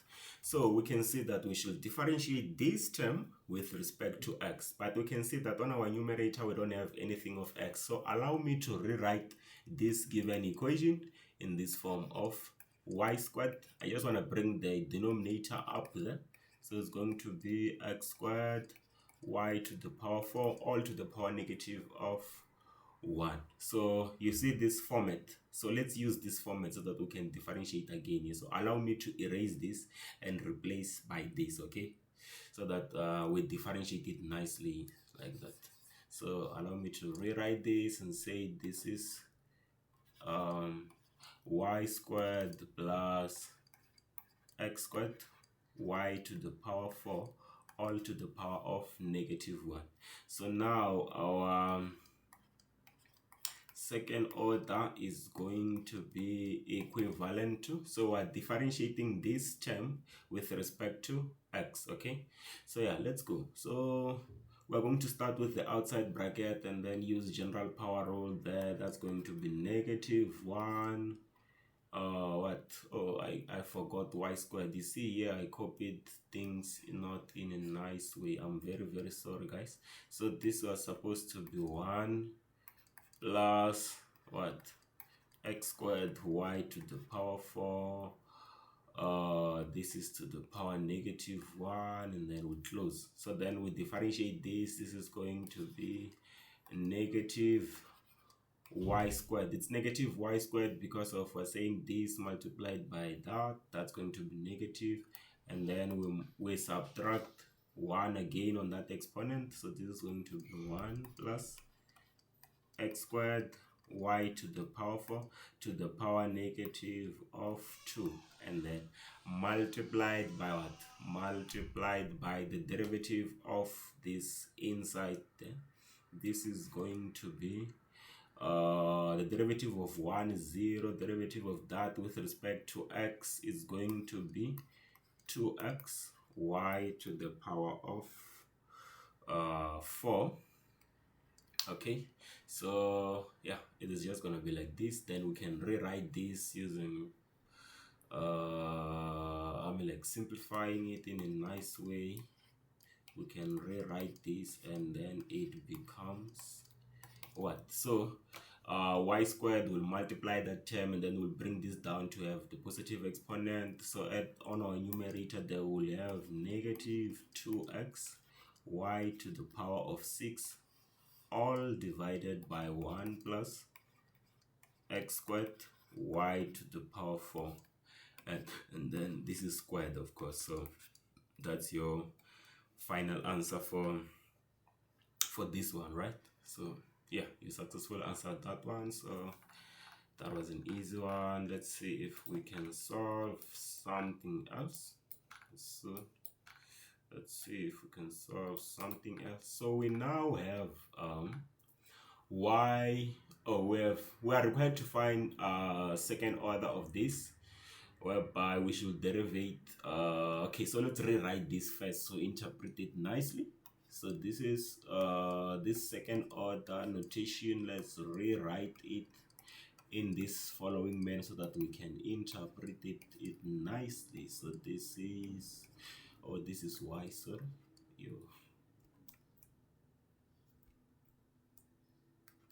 okay, this is y.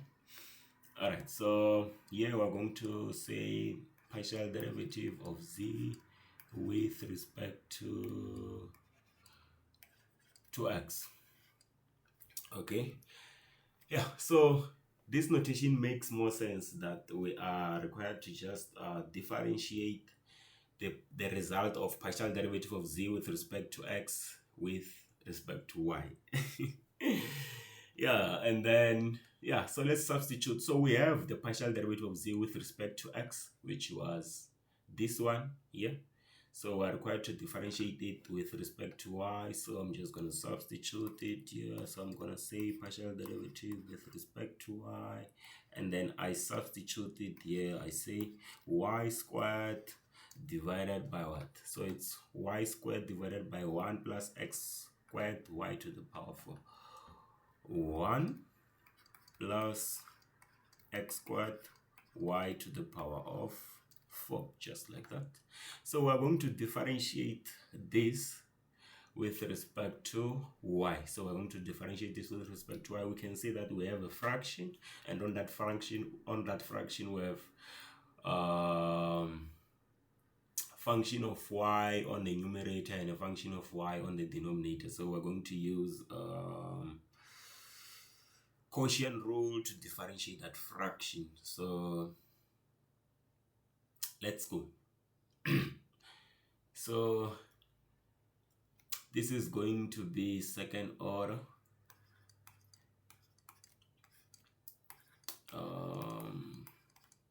It is then going to be, we agree that we're going to use quotient rule, right?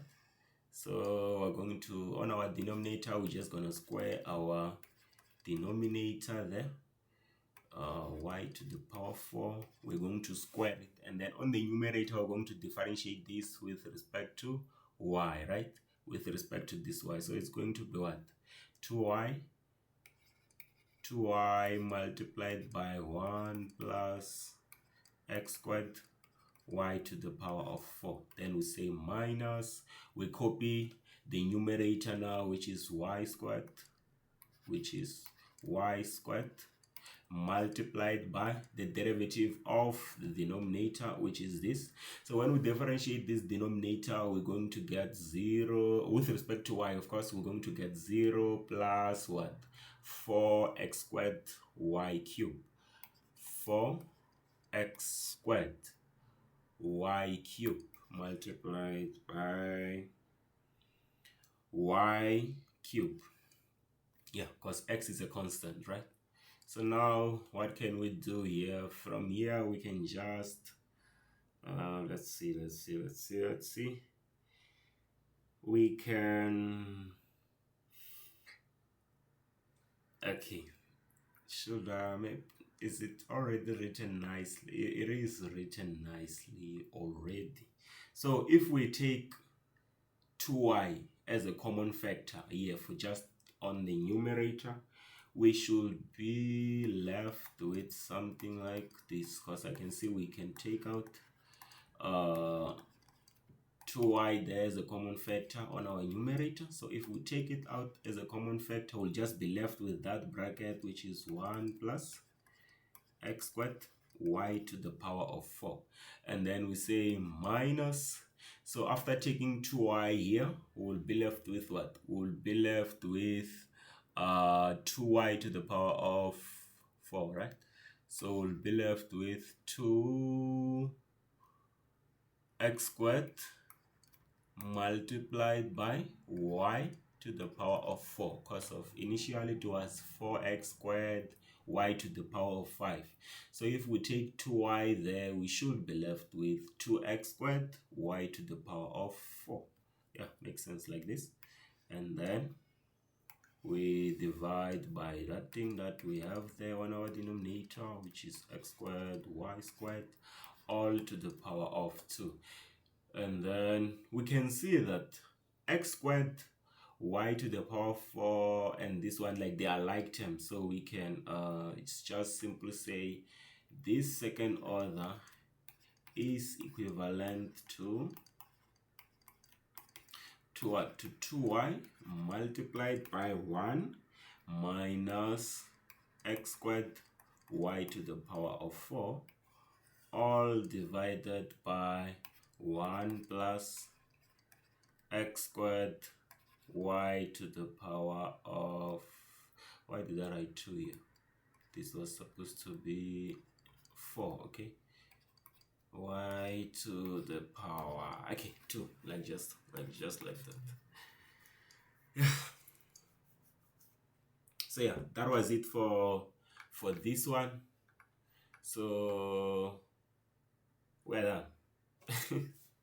Yeah, we're done. There was nothing there. So let's quickly check the following one. We now have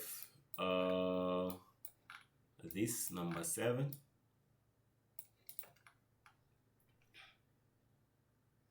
So we are given that if z equals to natural log of root of x squared plus y squared plus 1 over 2 tan inverse of y over x, determine in its simplest form the second order partial derivative of z with respect to x. So let's go, guys. So how is this going to look like? So let's see. So partial derivative of z. So partial derivative of z with respect to x first. this is going to be what? This is going to be equivalent to, we're differentiating a natural log here. We should know that we should just put the division sign, and then on the denominator we copy the argument as it is, and then this is going to be root of x squared plus y squared, and then on this numerator we're going to differentiate this argument here, which is square root of x squared plus y squared. So we know that whenever we differentiate a square root, we put a fraction, okay? And then on the denominator there, we say 2 root of that square root. This is going to be x squared plus y squared, just like that.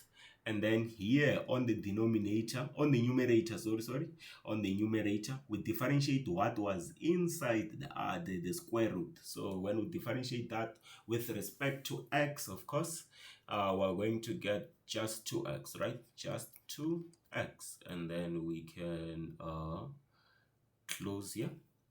And then we go further to simplify, to factorize the other kind. So 1 over 2. So we differentiate tan inverse of y over x. Remember, we're differentiating with respect to x, so y it's a constant. So allow me to rewrite that argument, allow me to rewrite 1 over 2 tan inverse of y multiplied by x to the power negative 1. Allow me to rewrite it in this way so that you can see how I work it out, okay? Allow me to also rewrite it like that. So this is going to be, so since we're differentiating tan inverse, okay, this is the same. We know that we should put a fraction, we know that we should put a fraction, and then on that denominator we say 1 plus the argument squared. So 1 plus the argument squared. So our argument was y over x, and then we square it. And then on this the numerator, we should differentiate that argument of y over x with respect to x, because we're differentiating with respect to x here. So don't forget, so y is a constant. So allow me to use this notation so that you can see that the derivative of our argument is going to be what? Negative y multiplied by x to the power negative 2. So that will end up becoming what? Negative y to the power x squared when I write it using the positive exponent. Yeah, you can see, right? So yeah, I can remove this. I just wanted to show you that how that is going to look like.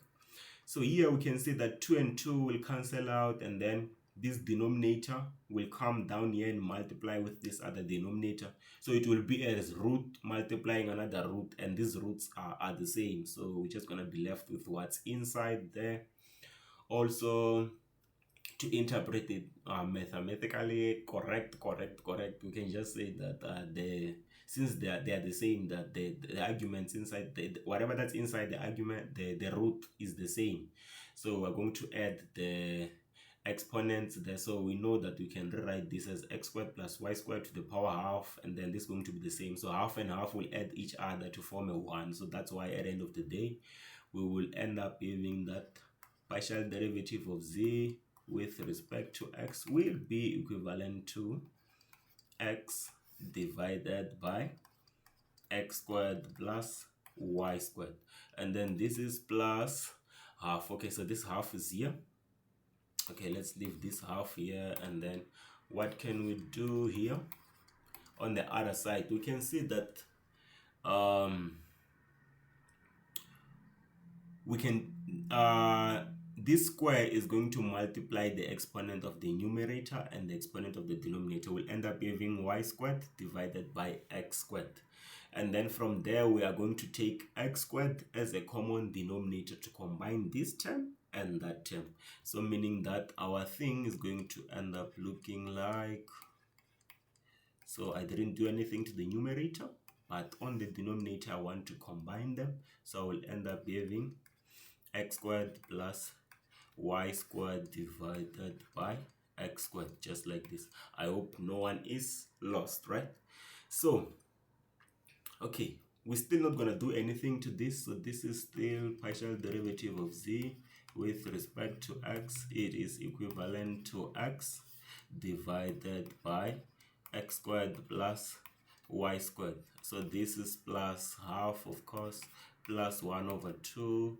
So what I'm going to do here, I'm going to bring this x squared down here so that it multiplies this other denominator. So you're going to see that x squared will end up cancelling x squared. So meaning that we'll end up having y divided by that. And then this negative will multiply that one to form a negative.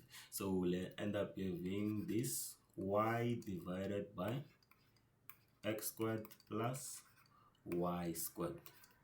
Just like that. So we can go further and combine these two terms if we want. So we want, right? Yes, we want. So let's combine them. So when we combine them, they're going to look like what? So we can start by taking 1 over x squared plus y squared as a common factor. We are going to get this. So partial derivative of z with respect to x will then be equivalent to 1 over x squared plus y squared. So I'm taking 1 over that, you understand, as a common factor. And then I'll just be left with x minus y over a 2, right? And then from here, we're going to combine this term and that term by taking 2 as the lowest common denominator there. This is going to give us something like 1 over x squared y squared multiplied by, so if we take 2 as a common denominator here, we will get that this is 2x minus y all over 2. And then this is the same as 2x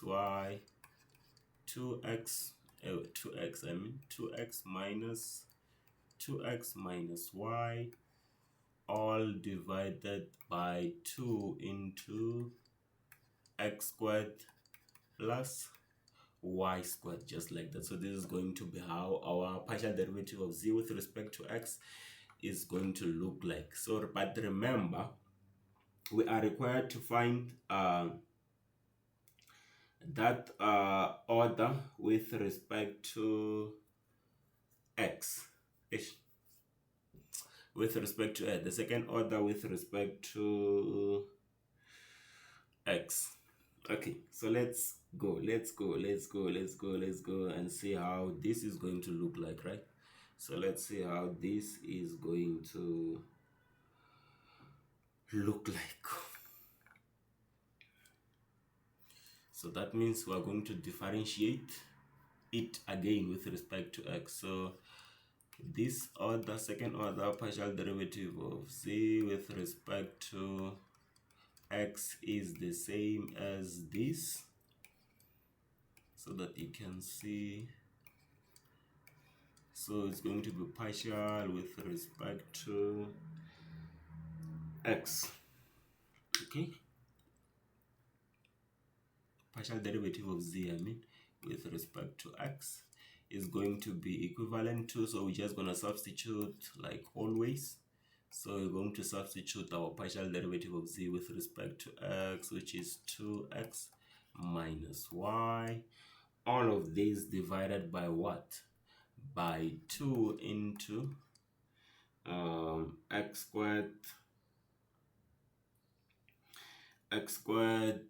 plus y squared. And then, yeah, this is how it's going to be.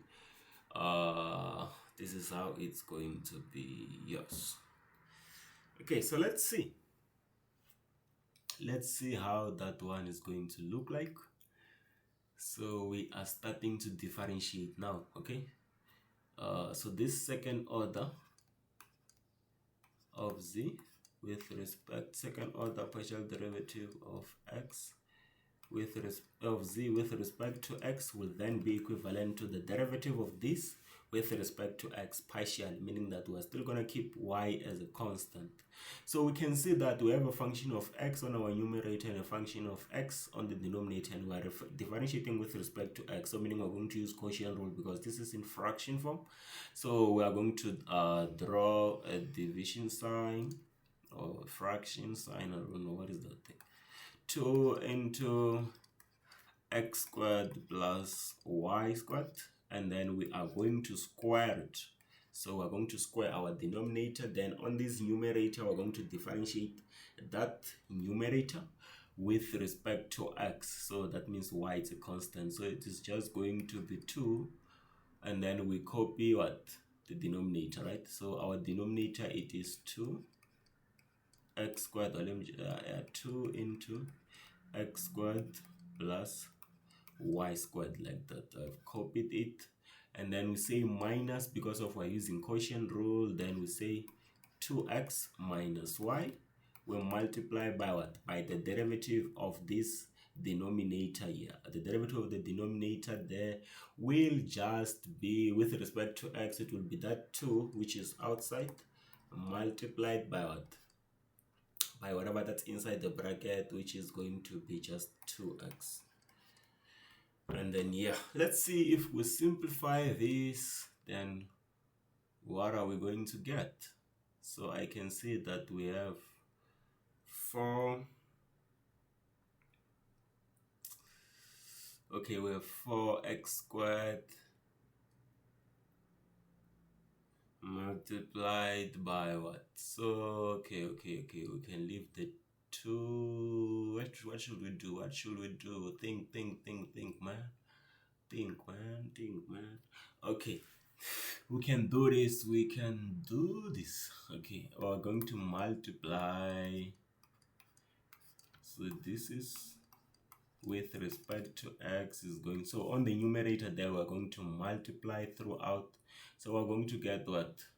4 into x squared plus y squared. So we're going to get 4 into that, right? So we're going to get 4.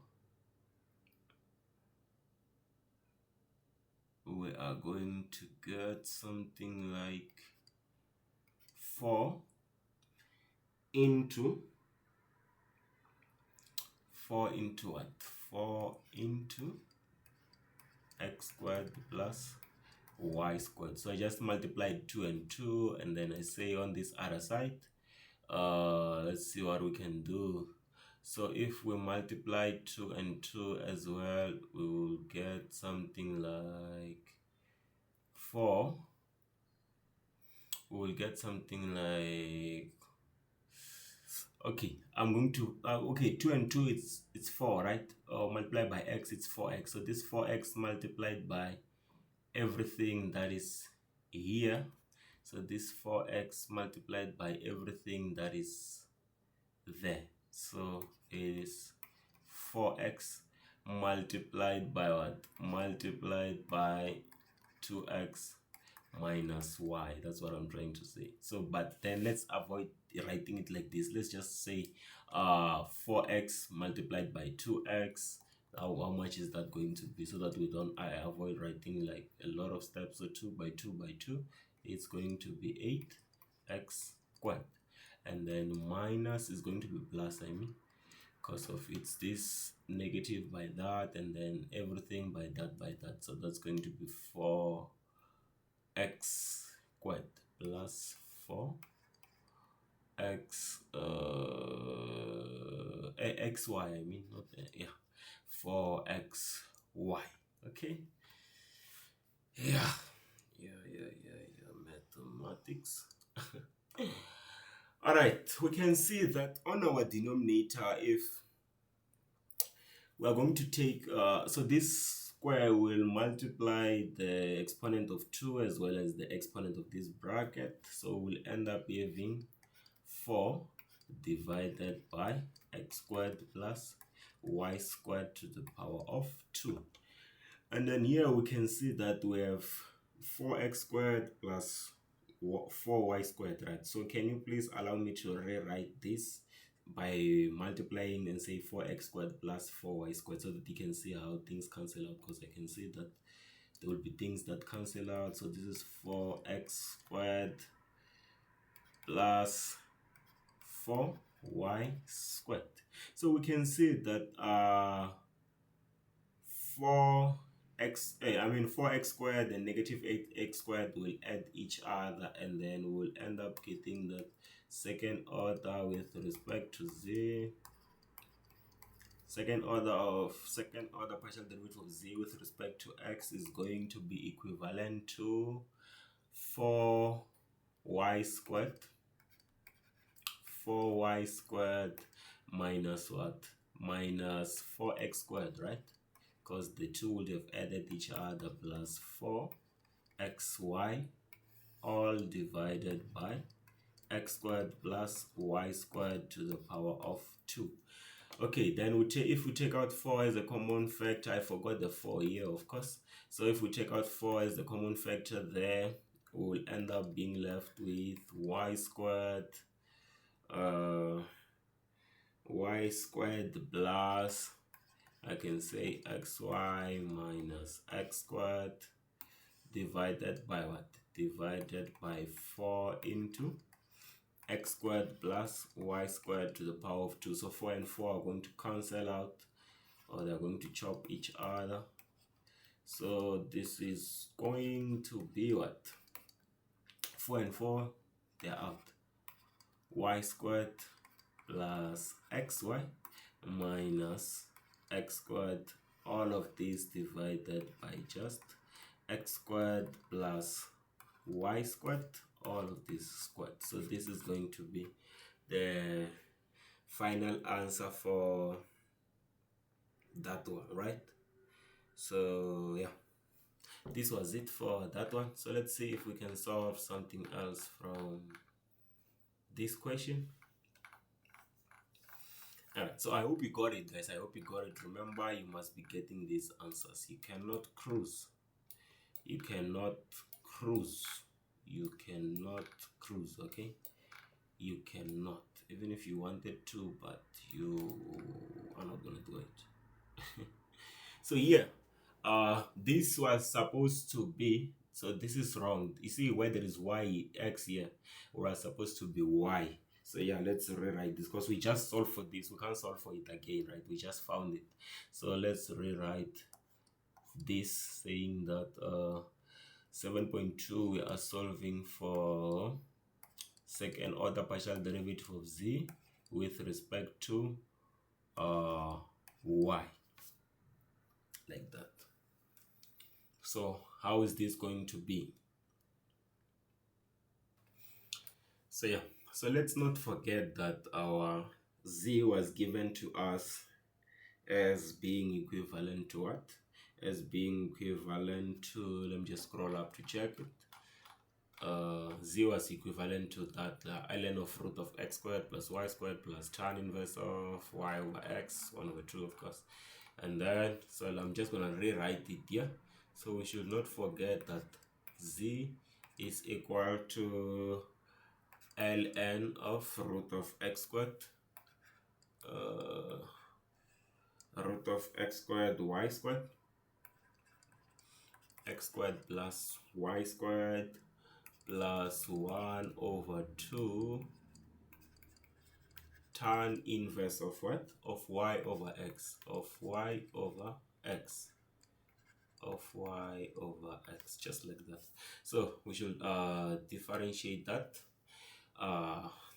and find the second order of partial derivative of z with respect to y. So let's start with the one for with respect to z. Hey, let's start with partial derivative of z. Partial derivative of z with respect to y is equivalent to what? So whenever we're differentiating this natural log, we know we copy the argument on our denominator. So we're going to copy square root of x squared plus y squared, and then on our denominator, on our numerator, then we differentiate this argument. So we're going to differentiate that square root. So we know that whenever we're differentiating a square root, we copy we copy the denominator underneath. So we're going to put a fraction, then we say on our denominator 2 multiplied by the square root of what we were given as x squared plus y squared, and then on the numerator here we differentiate what's inside the root there. So when we differentiate that with respect to y, of course, because we're differentiating this with respect to y, so this is going to be x is a constant, so it's going to be 2y, just like that. And then we say, oh, we're done with it, and then plus 1 over 2. We differentiate tan there. So our tan there, we know that we should put a fraction, and then on our denominator we just say 1 plus what? The argument squared. And then on our numerator we differentiate the argument with respect to y, meaning that we're just gonna get 1 over x, okay? So you're just gonna get 1 over x for that. And then from here, let's see what we can do. So partial derivative of z with respect to y will then be equivalent to 2 and 2 will cancel out, and then we'll just be left with y there, and then this root will take it down to multiply this other denominator, and then you can see that the roots are the same, so we're just gonna have x squared plus y squared, right? I've explained that on the other one, so I hope that makes sense now. I hope it makes sense. So this is going to be y divided by just x squared plus y squared, and then we say plus this 1 over 2 is here, and then here what we're going to do is that you can say we're going to get y squared divided by x squared. So I'm going to combine this term and that term by taking out x squared as a common factor, common denominator I mean to say. So we'll still be left with 1 over x on our numerator. So on our denominator we'll end up having x squared plus y squared all divided by x squared, just like this. And then we are going to take this denominator of x to come down here, or instead of doing that, because at the end of the day I think that's a long route, so let's not interpret it like that. Let's just say that we're going to take this denominator to go up there. All right, or alternatively, to explain this nicely, I can just say I'm gonna take this and write it as divided by the same thing, and then I change the sign then to multiplication sign. At the end of the day, x squared will be it will be x squared divided by x squared plus y squared, and then so x squared multiplies this, and then 1x will be cancelled out, will be left with just x. So I believe that makes sense, right? Makes sense, like it's just algebra. So from there, what I was trying to say is that we are going to get y divided by x squared plus y squared plus 1 over 2, and then multiplied by x divided by what? X squared plus y squared. X squared plus y squared. This is what I was trying to say. So I hope you understand that this x squared will go here, and then it will cancel 1x, and then we'll be left with that. Okay, so from here we need to simplify further so that when we find the second derivative it is simple. So yeah, let's start. So partial derivative of z with respect to y will then be equivalent to, let's take 1 over x squared plus y squared as a common factor, and then we'll just be left with y plus x over 2, right? So if we'll just be left with this, then let's see. So if we combine this term and this term, if we combine the two terms,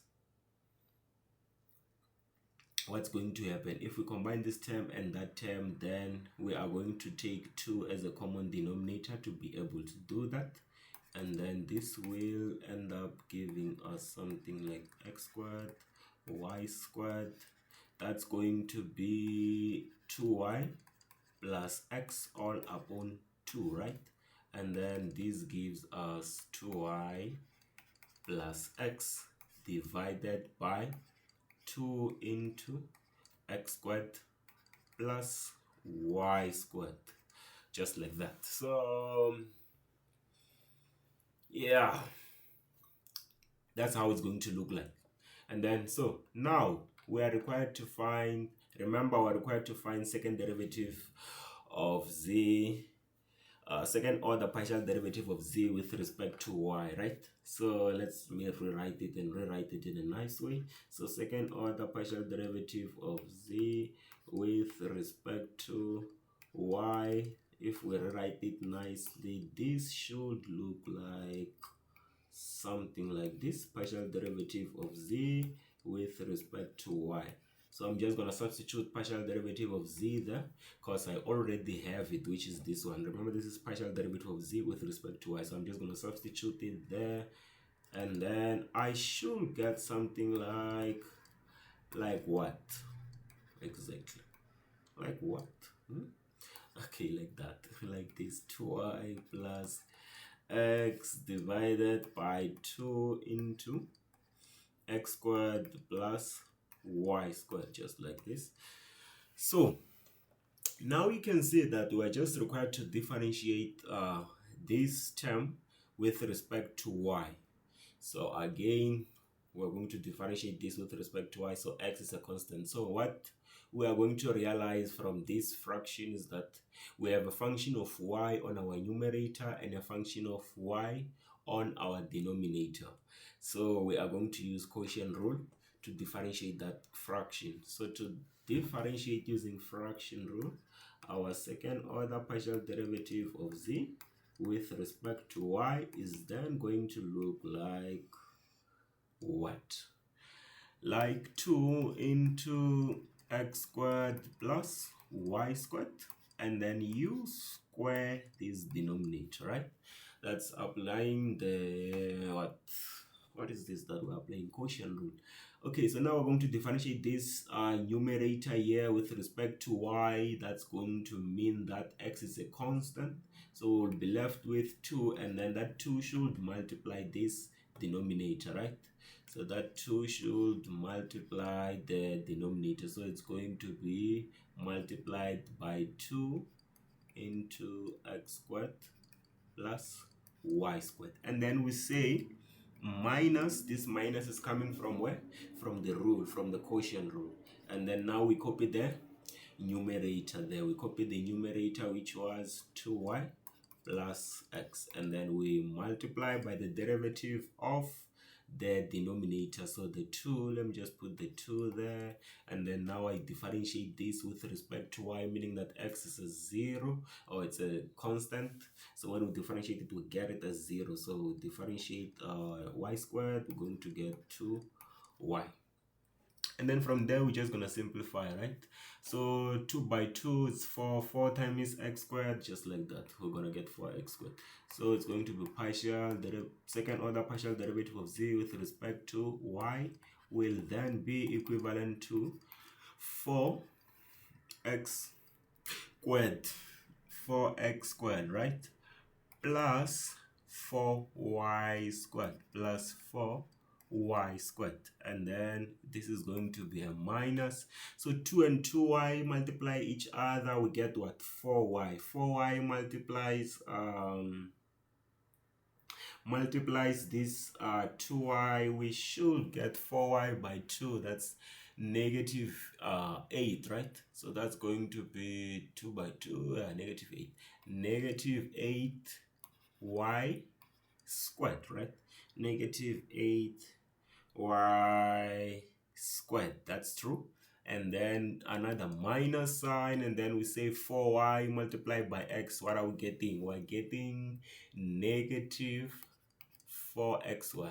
4xy.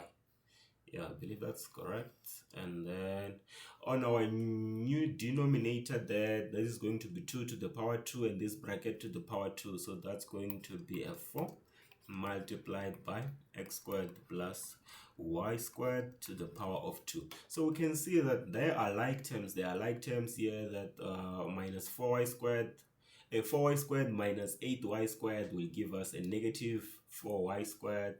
So this will end up looking like what? Like this, like this. So this will end up giving us something like 4x squared into what? 4x squared minus, why am I saying that? So this is going to give us something like, I said that's going to give us 4y squared minus 4xy. All of this divided by 4 into x squared plus y squared to the power of 2. All right, then we can take out 4 as a common factor, or we can take out, let's just take out negative 4 as a common factor. So if we take negative 4 as a common factor, we'll be left with what?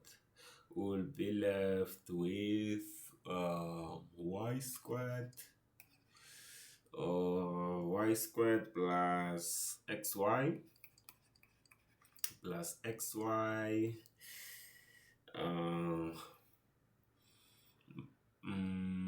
what?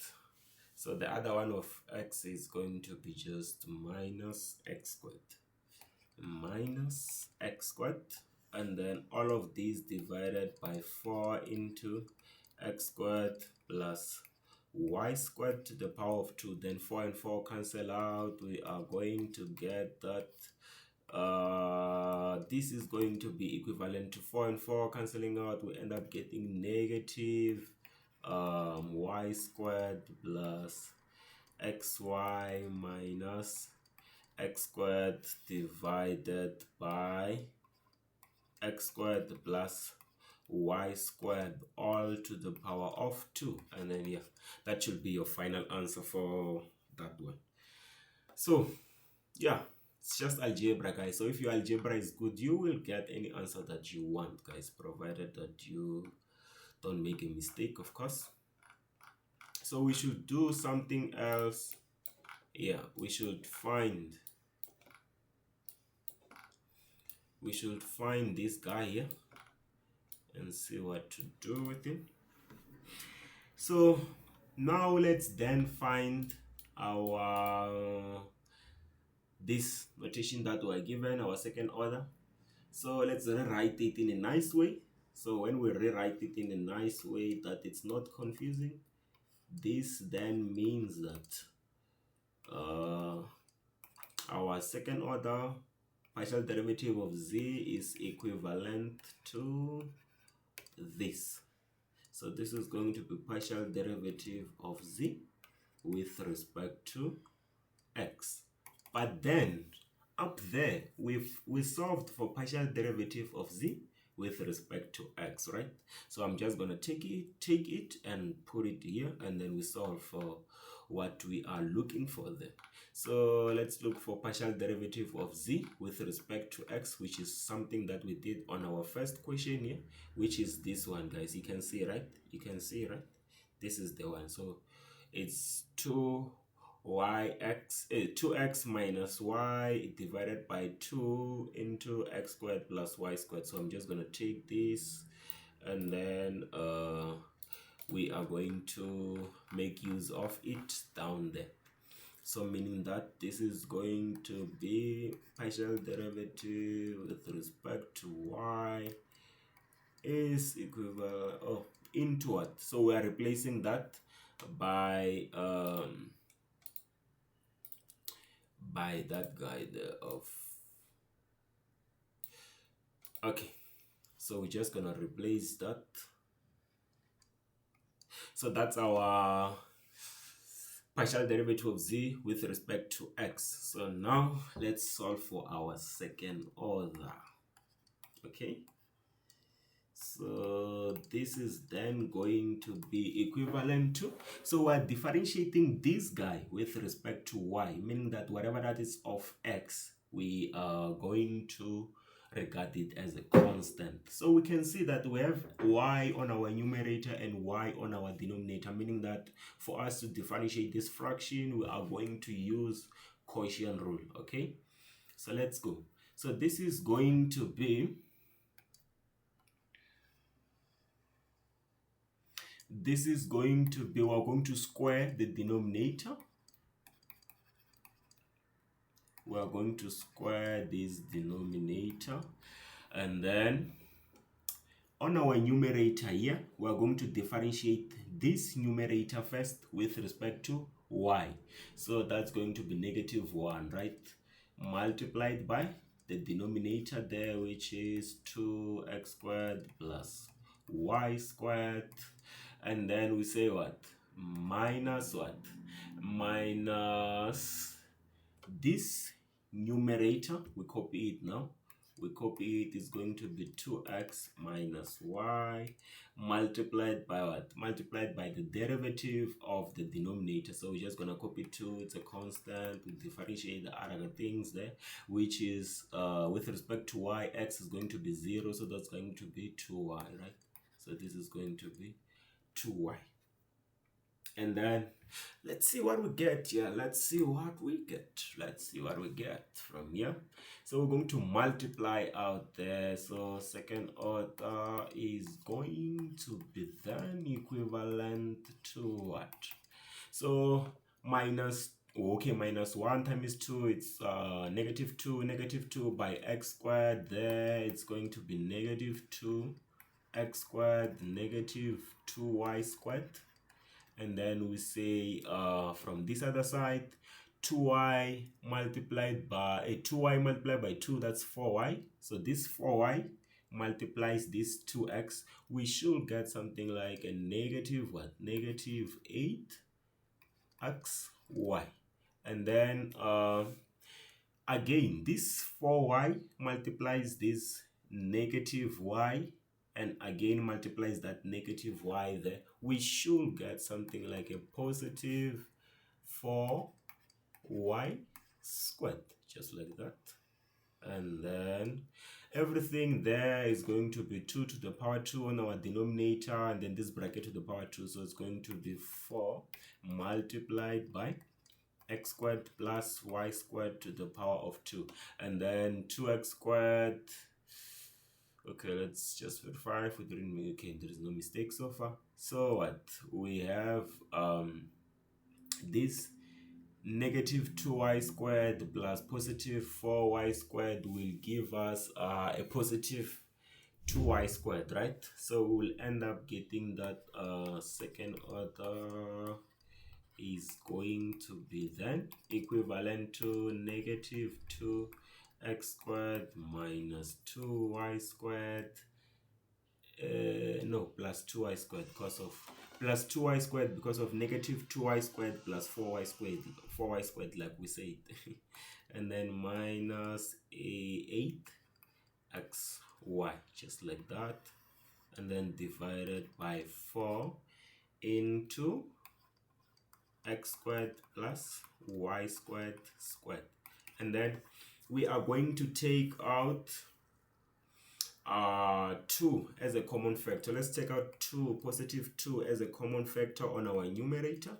We're going to be left with what? We're going to be left with just positive y squared minus 4xy minus x squared, right? Minus x squared, just like that, and then divided by what? By 4 into x squared plus y squared to the power of 2. So 2 divided by 4, that's your 1 over 2. So at the end of the day, your second order partial derivative of z with respect to that is going to be equivalent to what?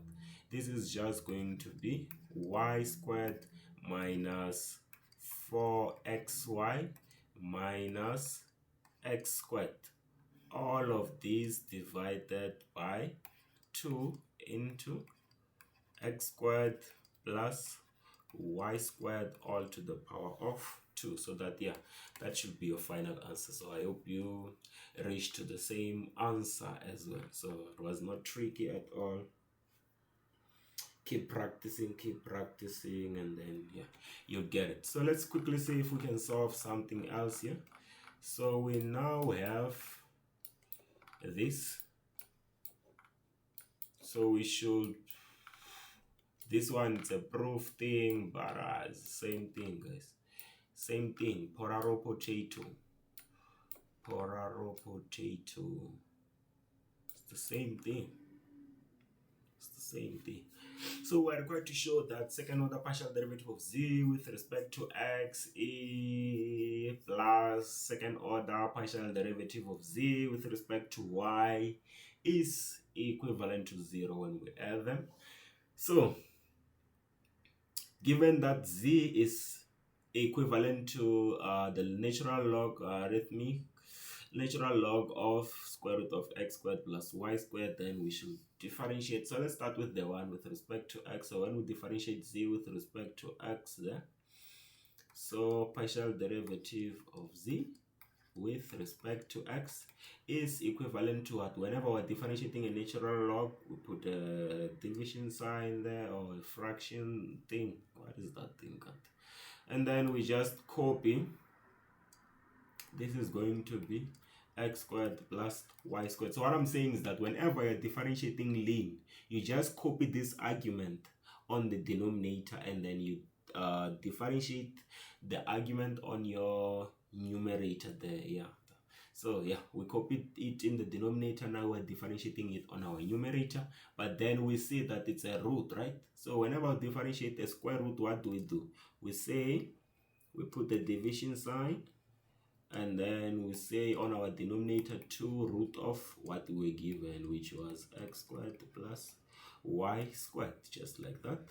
And then on our numerator here, we're going to differentiate what's inside the root. So when we differentiate this with respect to x, of course, this is going to mean that y is a constant. So we'll only be left with 2x, and then that would be it. That would be it. And then okay, let's see if we can differentiate this thing again but first, before we do that, let's just simplify first, right? So to simplify first, let's just rewrite this and say this is equivalent to what?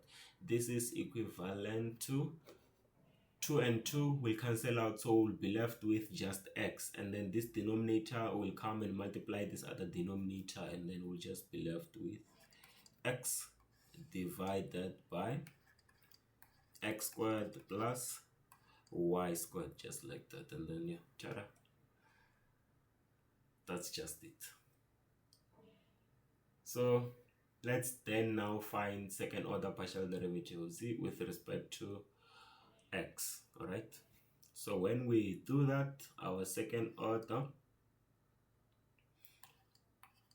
is going to be equivalent to what? So we're going to differentiate z again with respect to x. This is the same as if I can rewrite it if you want. I know you want, right? I know you want. So partial derivative of z with respect to x is then going to be this. So partial with respect to x. So I put my partial derivative of z with respect to x. I put it there. I'm just gonna have x squared plus y squared, like this. And then from there, what do? We can now differentiate, right? We can see that we're just required to differentiate this with respect to x. So meaning that our second order is going to be equivalent to what? So now, guys, we can see that we're differentiating with respect to x, and we have a function of x on our numerator and a function of x on our denominator. So we are going to use quotient rule because of we have a function of x and a function of x there on both the numerator and the denominator. So we are going to use quotient rule because this thing is in fraction form. So yeah, let's go. Let's go. When we apply our quotient rule, it's going to look like this. So we're going to square our denominator, x squared plus y squared, and then we're going to square it. And then from there, what is this? We differentiate the numerator. So when we differentiate x is going to be 1, we copy x squared plus y squared. So we're going to copy x squared plus y squared, just like that. We say minus because of we're using quotient rule. Then we say x. We copy x. We'll now copy the numerator. We differentiate the denominator, which is x squared plus y squared with respect to x is going to be 2x. And then from there, we can see that this is equivalent to x squared plus y squared minus what? Minus 2x squared, right? All of these divided by just x squared plus y squared squared, which is equivalent to y squared minus x squared. So this is equivalent to y squared minus x squared, all divided by x squared plus y squared squared, just like that. Okay, so yeah, we are done with that one. We are done with that one. So now we should solve for second order partial derivative of z with respect to y. So z is that one. So z didn't change. So if remember that z is equivalent to ln of square root of x squared plus y squared. So we should differentiate this with respect to y. Okay, we should differentiate this with respect to y. So let me just take it on the side so that I can use this space for something else. Okay, so we're differentiating this guy, guys, with respect to y now. So partial derivative of z with respect to y will then be equivalent to, because of we're differentiating a natural log, the concepts don't change, it's still the same. We copy the argument on our denominator, that's going to be square root of x squared plus y squared, and then on our numerator here we differentiate this argument with respect to y, of course, but then we're differentiating a square root, right? So we know that we should put a fraction. So when we put our fraction there, on our denominator we say 2 root of what we were given, 2 root of x squared plus y squared. That's what we were trying to differentiate. And then on this numerator here we differentiate what's inside the argument, but with respect to what? To y. So meaning x is a constant, so we're going to just get 2y, right? And then 2 and 2 will cancel out, and then 2 and 2 will cancel out, and then this denominator will come here and multiply the other denominator. So we'll end up being left with what? With the following. We'll just be left with y divided by just what? X squared plus y squared. So yeah, this is how it's going to look like. So now we should find our what? Our second order. So second order, this is going to be partial derivative of second order partial derivative of z with respect to y. It is equivalent to, if I rewrite in a nice way, this is the same as partial derivative of z with respect to, why am I writing x? Am I crazy? I think so. Okay, all right, let's continue. So partial derivative with respect to y is, we just replace there the partial derivative of z with respect to y, because we found it as y upon x squared plus y squared. So the principles don't change. We are differentiating this term with respect to y. So y there.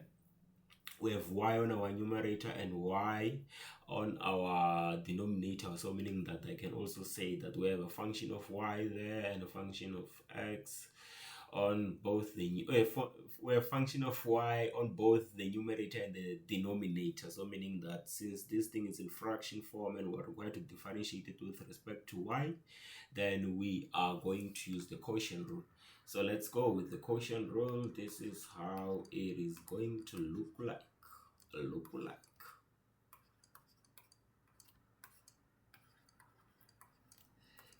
This is going to be what? When we use quotient rule, we put a fraction on our denominator, we square the denominator that we are given. So this is going to be squared. Then on our numerator here, we differentiate y first. That's going to be a 1. We multiply by the denominator. So the denominator there is x squared plus y squared. Then we say minus from where? Minus from the rule, quotient rule. And then we copy y now, we differentiate the denominator with respect to y. So that means x is a constant, okay? So that means we're going to say 2y. And then this is the same as what? This is the same as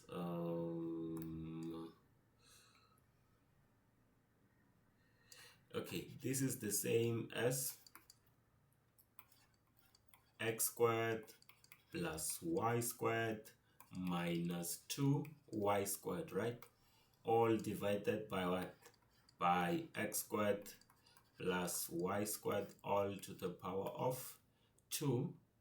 And then if we simplify further, we can see that this is the same as x squared minus y squared all divided by what? By x squared plus y squared all to the power of 2. Remember, the question that we were trying to answer was to show that we should show that that and that is equivalent to 0. So we've already solved for both. So therefore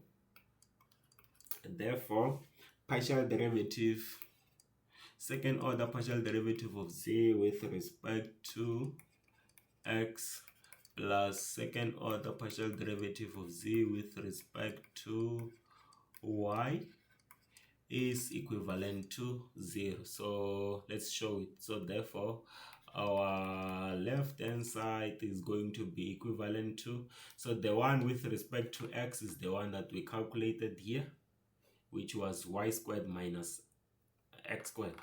So it was y squared minus x squared divided by x squared plus y squared all to the power of 2 plus what? Plus x squared minus y squared all divided by x squared plus y squared to the power of 2. So we can see that we've got what? We've got same denominators, meaning that we can just add the numerators there. So the denominators are the same. We are allowed to make this, to combine this and add the numerator terms. This is going to be equals to y squared minus x squared plus x squared minus y squared, which is going to be what? 0 over x squared plus y squared and then squared. So this is going to give us a 0. Therefore our left hand side equals to right hand side. So you have shown that that thing is equivalent to 0. So yeah, ta-da, you reached your final answer. So that was it for that one. Let's quickly check if we can solve this other one. So now we have the following question. which is also the same. We're required to prove that it is equivalent to 0. So what is the second question? It has to be here. Okay, let's take it up there and then we solve for it very, very, very fast. Okay, very, very fast. Yeah, so let's go, bro. So yeah, we're still doing the same thing, guys. It's the continuation of that one. We also need to say that that this thing plus that thing is equivalent to 0. So let's start with the one of x. I love it so much. I love the one of x, guys. Don't you love your x? Okay, anyway, let's go. We got we have partial derivative of z. Partial derivative partial derivative of z with respect to x is equivalent to what? Is equivalent to what? Because yes, that's the question. It is equivalent to what? So we're going to differentiate this with respect to x, meaning that whatever of y is a constant. So when we differentiate this term first, we can see cos y is a constant, so negative e to the power negative x is the one that we're going to differentiate. So when we differentiate it, it's going to be negative e to the power negative x multiplied by cos of y. I hope you understand this one, right? Because whenever we're differentiating an exponential function, you copy it first, then you differentiate the exponent. So when we differentiate the exponent, is going to be -1. So that's how the negative came about. And then now we say plus e to the power that it's a constant. So this is going to be e to the power negative y. It's a constant. We are copying it. So when we differentiate cos, it's going to be negative. So it will be negative sine of x. But then this negative can multiply that one. So allow me to rewrite this in a nice way and say this is sine of x, and then this is a negative, right? So yes. So from here, we are required to differentiate this thing again with respect to x. So partial derivative, second order partial derivative of z with respect to x will then be equivalent to what? So we're going to differentiate this with respect to x. So let's rewrite this nicely. If you want, we can do that. I know you do want it. I know you do. I know you. Yes, you. So yeah, this is going to be partial derivative of z with respect to x. So what does it mean? We're just going to substitute there. So partial derivative with respect to x will then be equivalent to, I just substitute everything there, minus e to the power negative of x, and then cos of y minus e to the power negative y sine of x, just like that. So now our second order is going to be equivalent to what? Yes, that's what we want, because that's what we want, right? So this is going to be equivalent to so we have this equation with which we are supposed to differentiate with respect to x. That's what they want there. So let's do it. So when we differentiate this term with respect to x, so cos y, it's a constant. So meaning we're going to differentiate this. The same applies, guys. So when we differentiate e to the power x, so to the power negative x is going to be e to the power negative x. And then we differentiate, so there is that negative here outside, which is this one, this is the negative there. So, and then we should multiply by the derivative of the exponent is going to be -1. So -1 again, okay? And then multiplied by cos of y. And then what? and then we're differentiating the other term. So when we differentiate it with respect to x, we are going to get this negative that we already have. Let me copy it, and then now when we differentiate e to the power negative y, it's a constant, this one we can't differentiate it. So then we differentiate sine x. That should give us something like cos of x, right? Cos of x. So another thing, you see here we have negative and negative, so they're going to multiply and then we get a positive. So allow me to eliminate this negative and that negative and just write cos of y like that.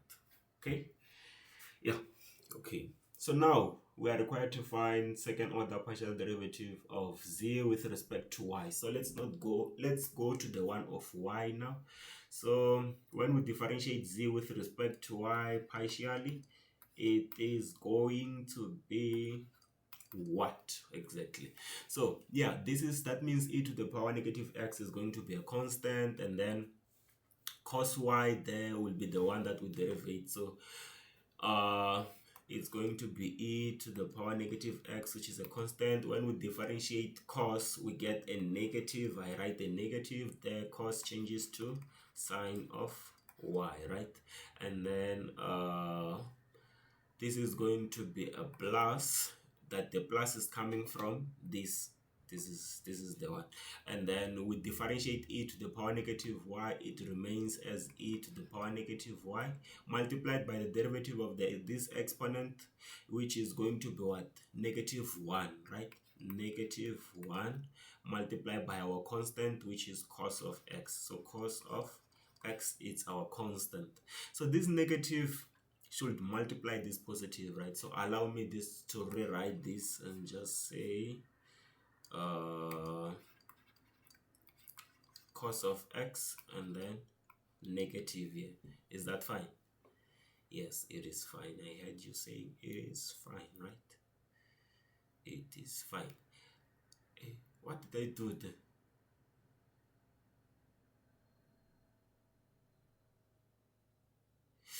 Okay, yeah.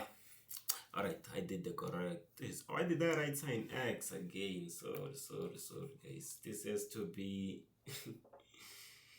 yeah, it's a constant. Why am I confused all of a sudden? I need some prayers. Let me break my mind back here. Okay, so we differentiated that with respect to x, and then with respect to y, that one was kept as a constant. That one became negative. Sign changed to cos changed to sine.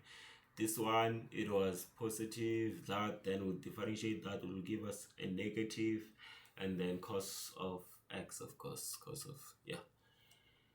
So now we should find the second derivative of z, second order partial derivative of z with respect to y is equivalent to partial. So I'm rewriting this nicely. This is the same as partial derivative of z with respect to y, just like that. Okay, and then we're just gonna substitute. Why did I write y squared? Am I drunk? I think so. Yeah?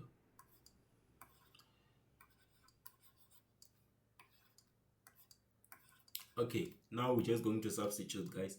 So partial derivative of z with respect to y, it's what we just wrote there. So it's going to be negative e to the power negative x multiplied by sine of y, okay, minus e to the power negative y cos of x, just like that. So now we should differentiate this with respect to what? To y, to find our second order. So to find our second order, let's quickly do that. So our second order, it is going to be equivalent to what? So we're differentiating with respect to y here. Okay, that means we are going to keep anything of x as a constant. So this negative e to the power negative x, it's a constant. We differentiate sine y, it's going to give us what? Cos of y, right? So it gave us cos of y just like that. And then what else? So now we move to this term. So we differentiate with respect to cos, we will get negative sign, and then that negative will multiply with this negative to form a positive.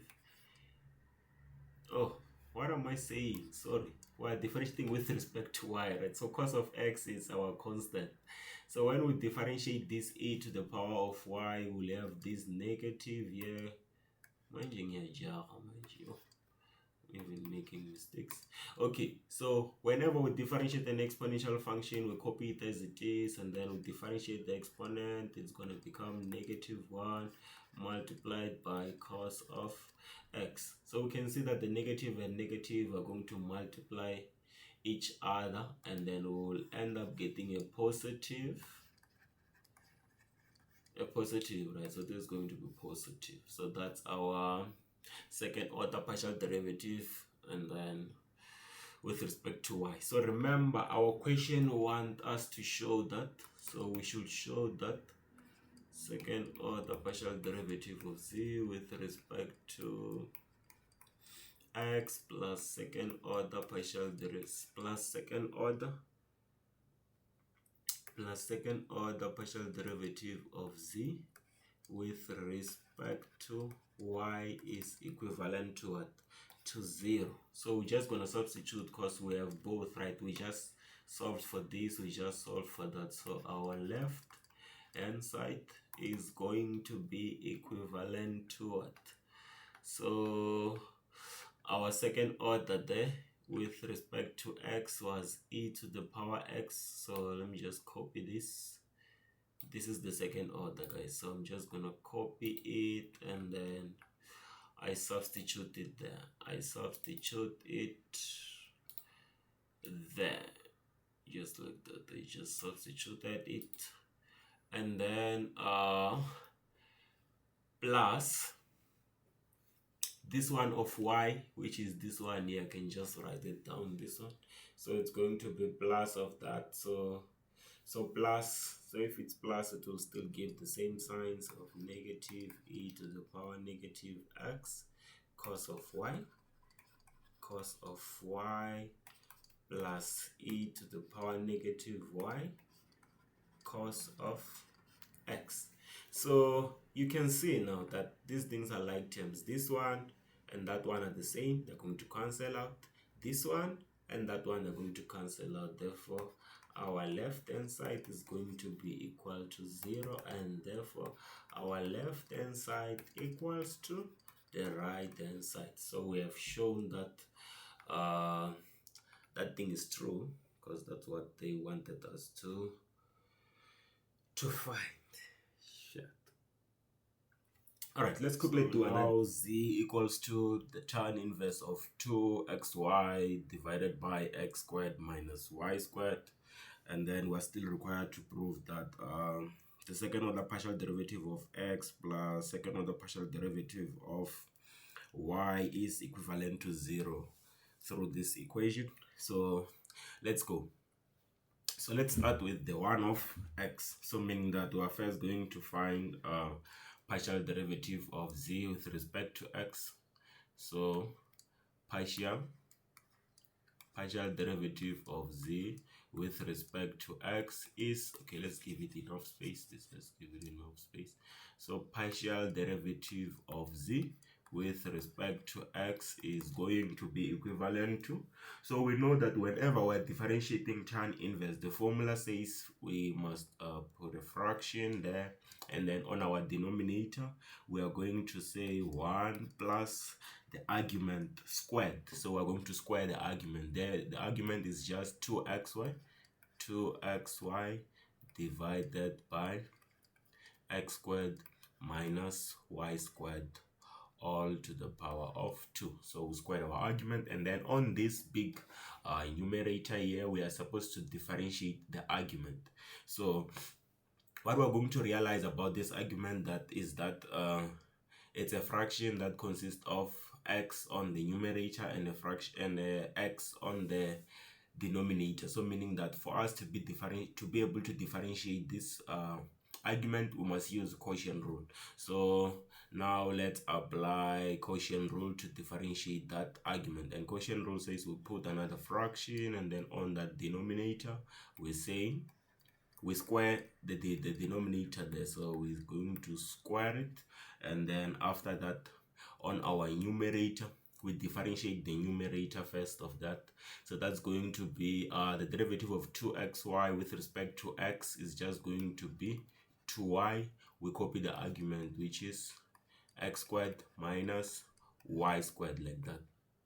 And then after that we say minus, because of we're using quotient rule. Now we copy 2xy, and then from there we differentiate the denominator with respect to x, meaning that y is a constant, so it's going to be just 2x, and then yeah, that would be it for that derivative of the quotient. So on the second step, we can just try to rewrite this in a simple way, also simplifying where possible on that very same step. So what I'm trying to say is that we should say partial derivative of z with respect to x is then going to be equivalent to, so we can square, we can we're going to multiply this one to 2y multiplied by x squared multiplied by minus y squared, and then we'll also multiply that side. So this is going to give us what? This is going to give us 2y x squared, 2y x squared minus 2y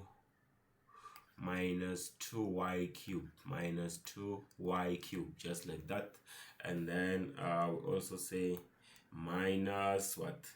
Minus 4x squared y, minus 4y x squared, just like that. And then divided by what? Divided by x squared minus y squared, and then we square, just like that. So for that part, and then we say divided by, I want to avoid long things, so let's use the division sign. So I'm just changing this big fraction thing into this this division sign. Then on the denominator there we have 1 plus, so we know that this squared here, it's going to multiply the exponent of the numerator and the exponent of that, so meaning that we will end up having 4x squared y squared. We will end up having 4x squared y squared divided by just x squared minus y squared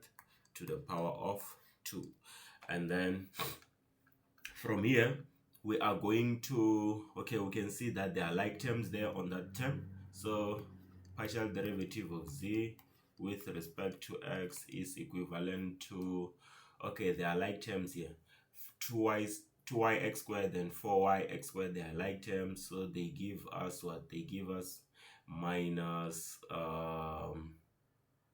2y x squared, minus 2y x squared. So we are going to write that this is going to be minus 2y cubed minus 2y x squared, 2y x squared, just like that.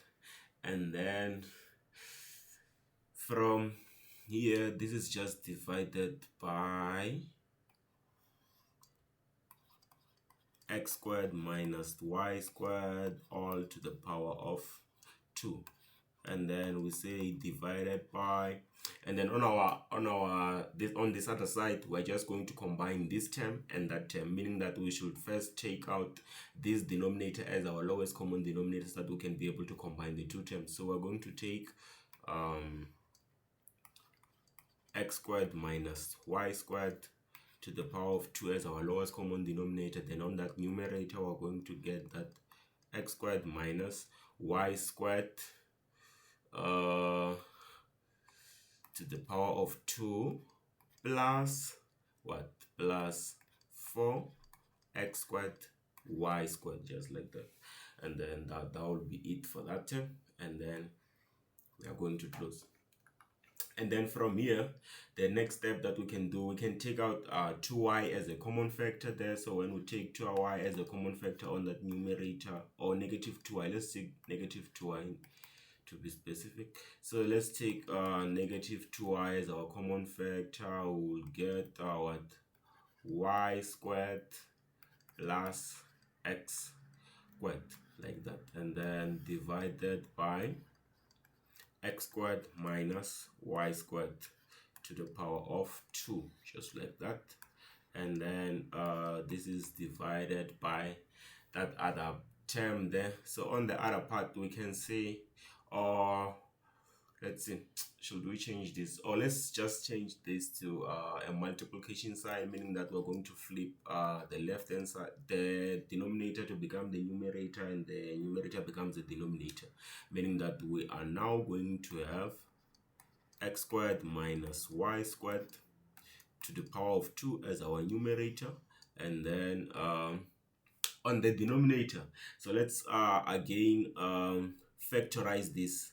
So let's factorize this since this part is now going to become the denominator. So instead of writing it this, let's first expand this bracket, and then we will end up getting that x to the power of 4 minus 2 x squared y squared plus y to the power 4, then plus this one, plus this 4, plus this 4 x squared y squared, just like that. So this would be our other side there. So we can now see that this part cancels this part, right? So from this step, we are going to say partial derivative of z with respect to x is equivalent to what? To negative 2y multiplied by what? By this term of y squared plus x squared is divided by 1, because of now this part and that part, they cancelled out. So this is multiplied by 1 divided by what? By this big part. And then on this big part, we can see that there are like terms there. So minus 2x squared y squared and plus 4x squared y squared are like terms, so they are going to add each other. Will end up having plus 2x squared y squared plus y to the power of 4, right? So we can see that we can factorize this, right? We can factorize this, right? So, and then when we factorize it, it's going to cancel out with that one. So at the end of the day, we will end up getting something like this. So partial derivative of z with respect to x is then going to be equivalent to negative 2y squared plus x squared, all divided by 1 multiplied by 1 divided by, we factorize that, we'll get y squared plus x squared, or basically let me put it in x squared plus y squared to the power of 2, just like that. So you can say that this term and that term are like terms as well. They're going to cancel out, and then we will end up just having that partial derivative of z with respect to x is equivalent to minus 2y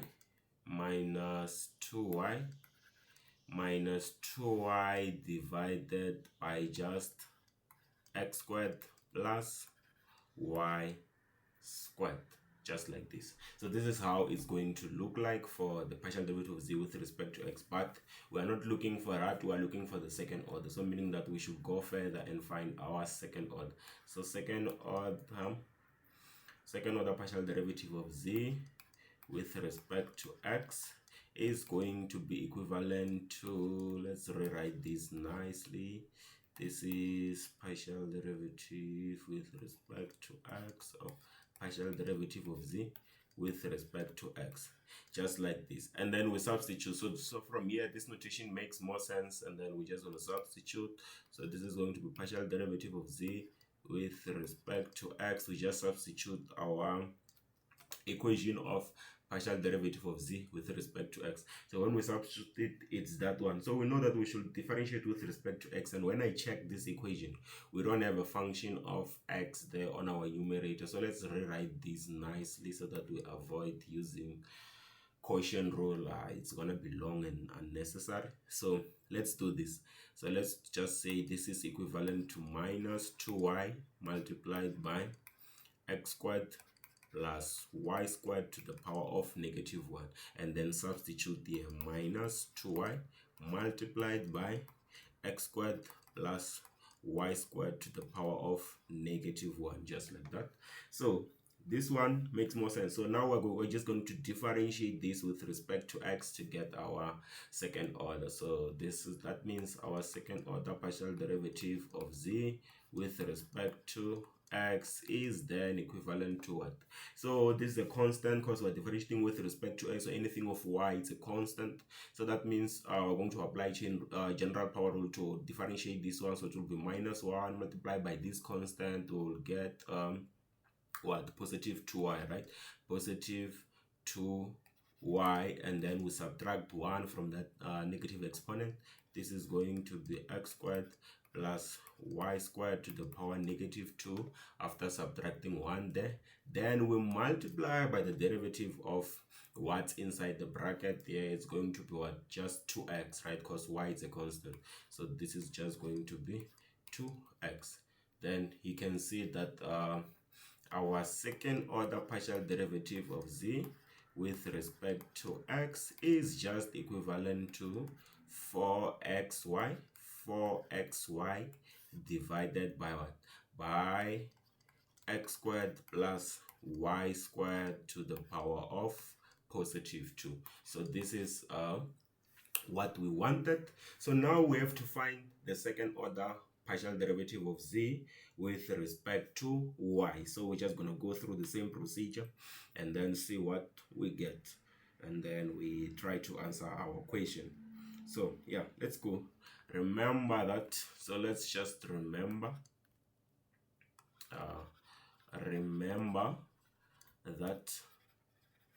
that our z is equivalent to what? To tan inverse of 2xy.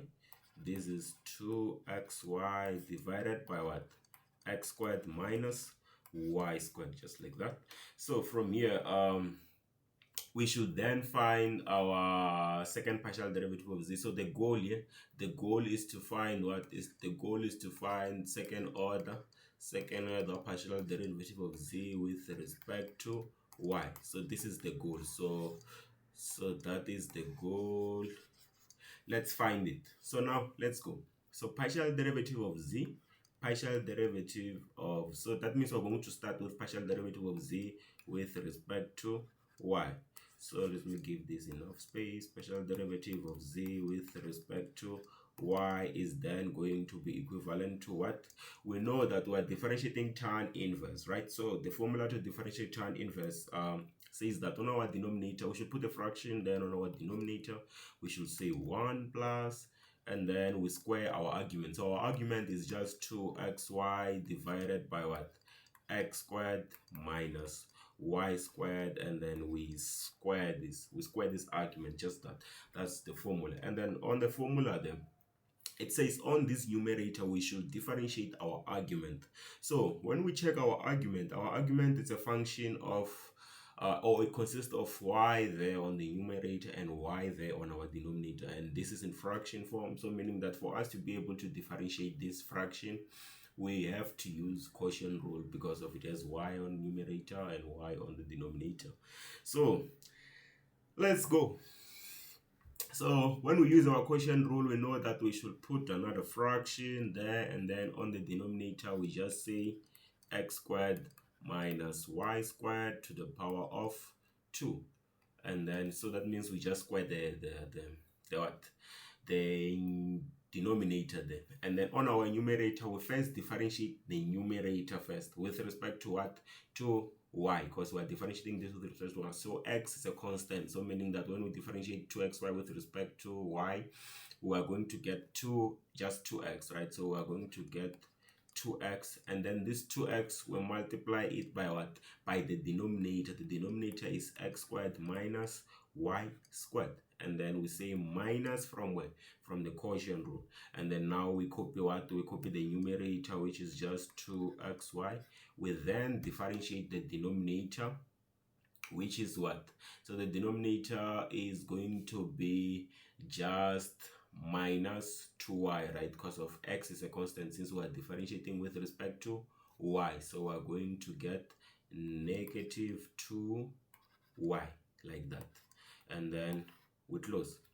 So now we are done with applying the rule for differentiating tan inverse. And what's left is just to simplify this. For us to be able to simplify, we are just going to say partial derivative of z with respect to y will then be equivalent to, we can multiply out there to eliminate the brackets. So this is going to be 2x cubed minus what, minus 2xy squared, 2xy squared minus what, so then we multiply this one, this is going to be positive 4xy squared, 4xy squared, which is divided by what, by just x squared minus y squared to the power of 2. So this is what we have. And then from here, I'm going to change this big fraction into this just this division sign, this normal one, and then we divide like that. So we are going to get what, so on this denominator, you can say that this square is going to multiply the exponent of the numerator, and the exponent of the denominator will end up getting what, we'll end up just getting 1 plus 4x squared y squared, just like that, and then which is divided by x squared minus y squared to the power of 2, and then we're done. So we can see that on this numerator, for the following step, we just need to add these like terms and then see what it where it takes us. So yeah, partial derivative of z with respect to y will then be equivalent to what, to just 2x cubed plus plus what, plus 2x y squared divided by what, by x squared minus y squared to the power of 2, and then we close this bracket, we say divided by, and then here we need to combine this term and that term by taking out this denominator as our lowest common denominator. We will end up getting that x squared minus y squared to the power of 2 is our lowest common denominator, and then on our numerator we're going to get x squared minus y squared to the power of 2 plus what, plus 4x squared y squared, just like that there. And then from here, for the following step, so partial derivative of z with respect to y will then be equivalent to what, so we're going to take 2x as a common factor.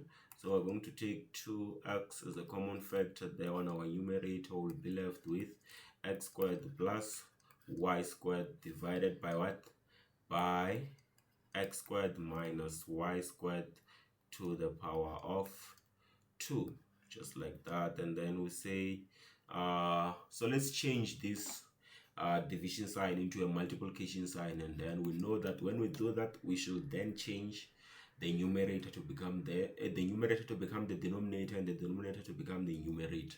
So that means we will end up having x squared minus y squared to the power of 2 as our thing there. And then from there, so since this numerator will then become the denominator, so let's expand the same time. So we're going to expand this bracket and then we add with that one because they were added. So when we expand this bracket, we're going to get x to the power of 4, x to the power of 4 minus 2 x squared y squared plus y to the power of 4 plus 4 x squared y squared, just like that. And then we close here, we close the bracket. And then we can see that, okay, now that things are like this term and that term, they're going to cancel out. This numerator and this denominator, they're going to cancel out because they're like terms. So this is going to be partial derivative of z with respect to y will then be equivalent to what? To just 2x multiplied by x squared plus y squared divided by 1 multiplied by what? By 1 divided. So we can say that here we have like terms. Minus 2x squared y squared plus 4x squared y squared are like terms. So meaning that at the end of the day, we will end up having x to the power of 4 minus what? Plus, no, not plus, plus 2x squared y squared plus y to the power of 4. Again, we can see that we can factorize this and it's going to give us this this so that they cancel out. So what? So at the end of the day, we will end up getting this. So partial derivative of z with respect to y will then be equivalent to just 2x x squared plus y squared divided by 1 multiplied by 1. When we factorize that one, we'll get x squared minus or plus y squared all to the power of 2. And then we can see that one of these will chop 1 from there, and then our partial derivative of z with respect to y will then be equivalent to just 2x divided by x squared plus y squared. So this is going to be our partial derivative of z with respect to y. And then now we should find what we wanted to find, because partial derivative of z is not what we really wanted. We just had to go through it. So our second order partial derivative of z with respect to y is equivalent to what? To the derivative of this again. So we are going to differentiate our partial derivative of z with respect to y again. So let me rewrite this notation nicely. And then, so partial derivative of z with respect to y. Okay. So we can see that we are required to differentiate this, right? According to this notation with respect to y. So we can see that here on the numerator, we don't have a function of y, so it's just a constant. So let's rewrite that function like this, saying 2x, saying that 2x multiplied by x squared plus y squared to the power of -1. Then from there, we say we are going to say that partial derivative with respect to y, and then we substitute here. We're going to substitute what?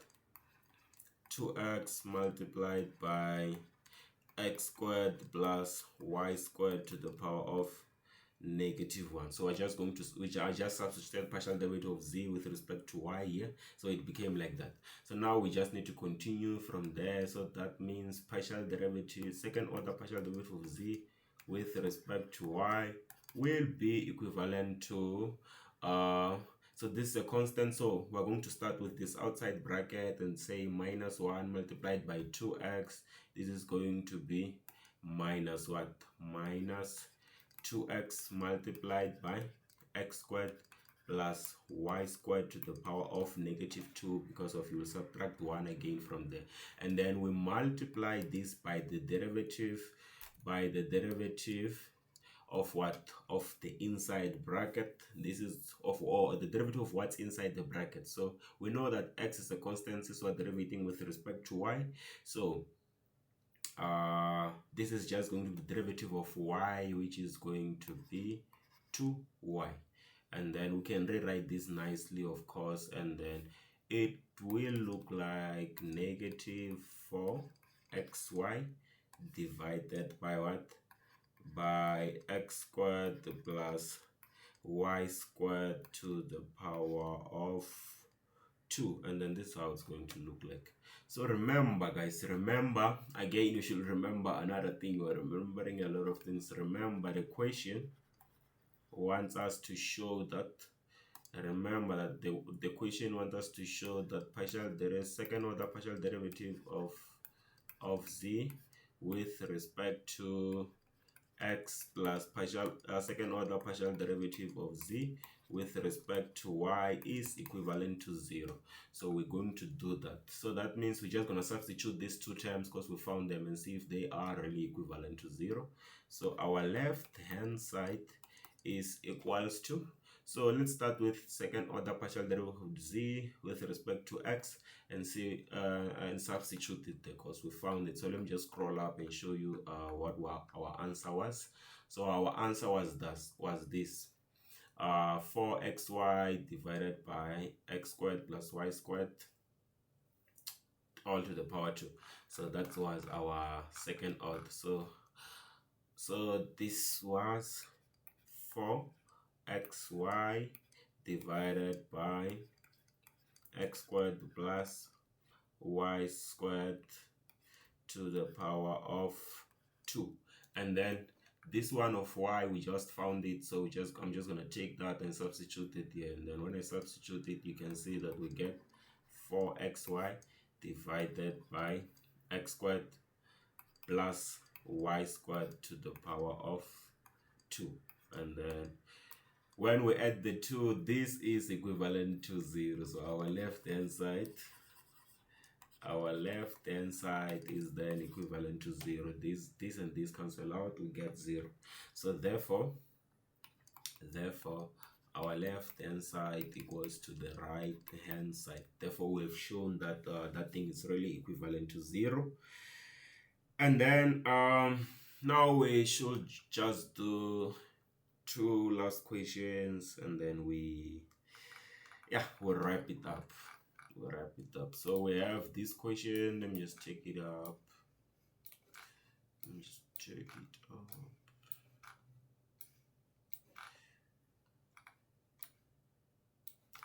All right, we now have that if z equals to x over y multiplied by ln of y, then we should show that partial derivative of z with respect to y is equivalent to x multiplied by second order partial derivative of z with respect to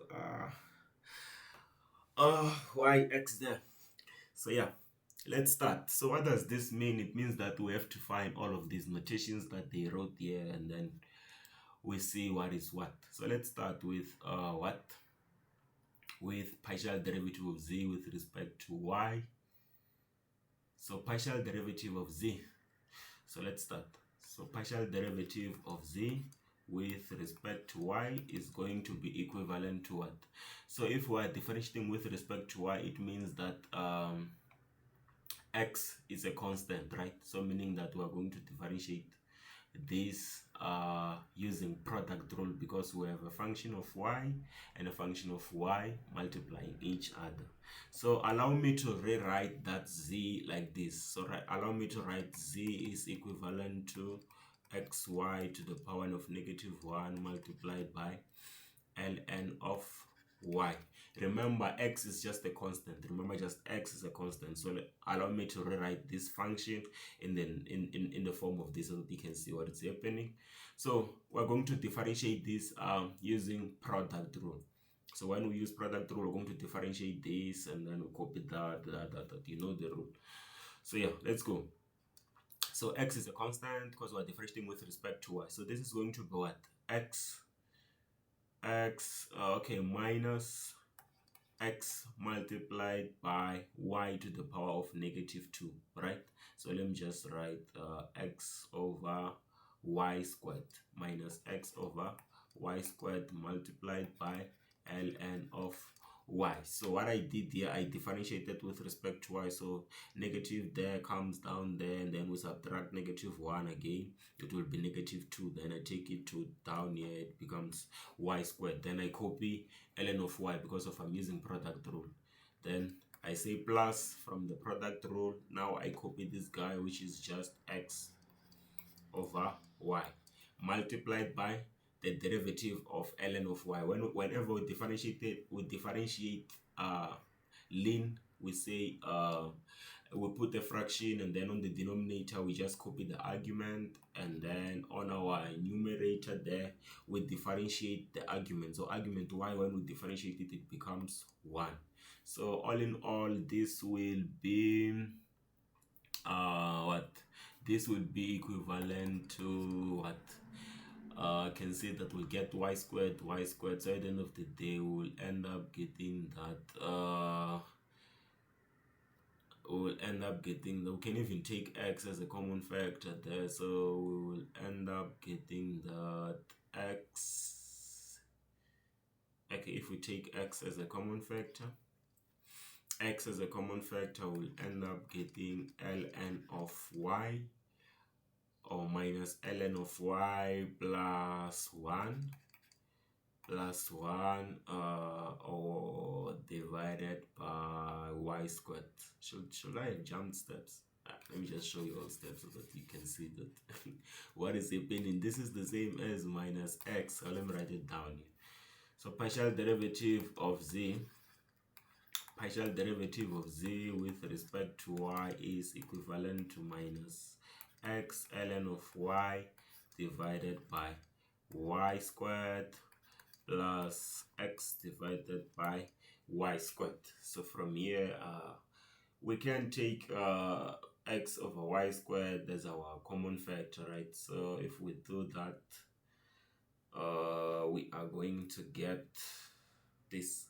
So partial derivative of z with respect to y is equivalent to x over y squared multiplied by 1 minus ln of y, minus 1 over 1 minus ln of y. That's what I'm trying to say, sorry.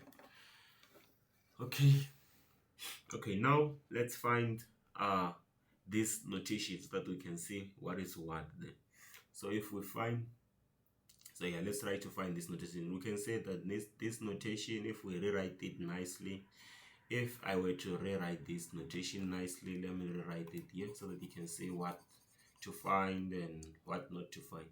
So this notation of second order partial derivative of z with respect to that is the same as partial derivative of this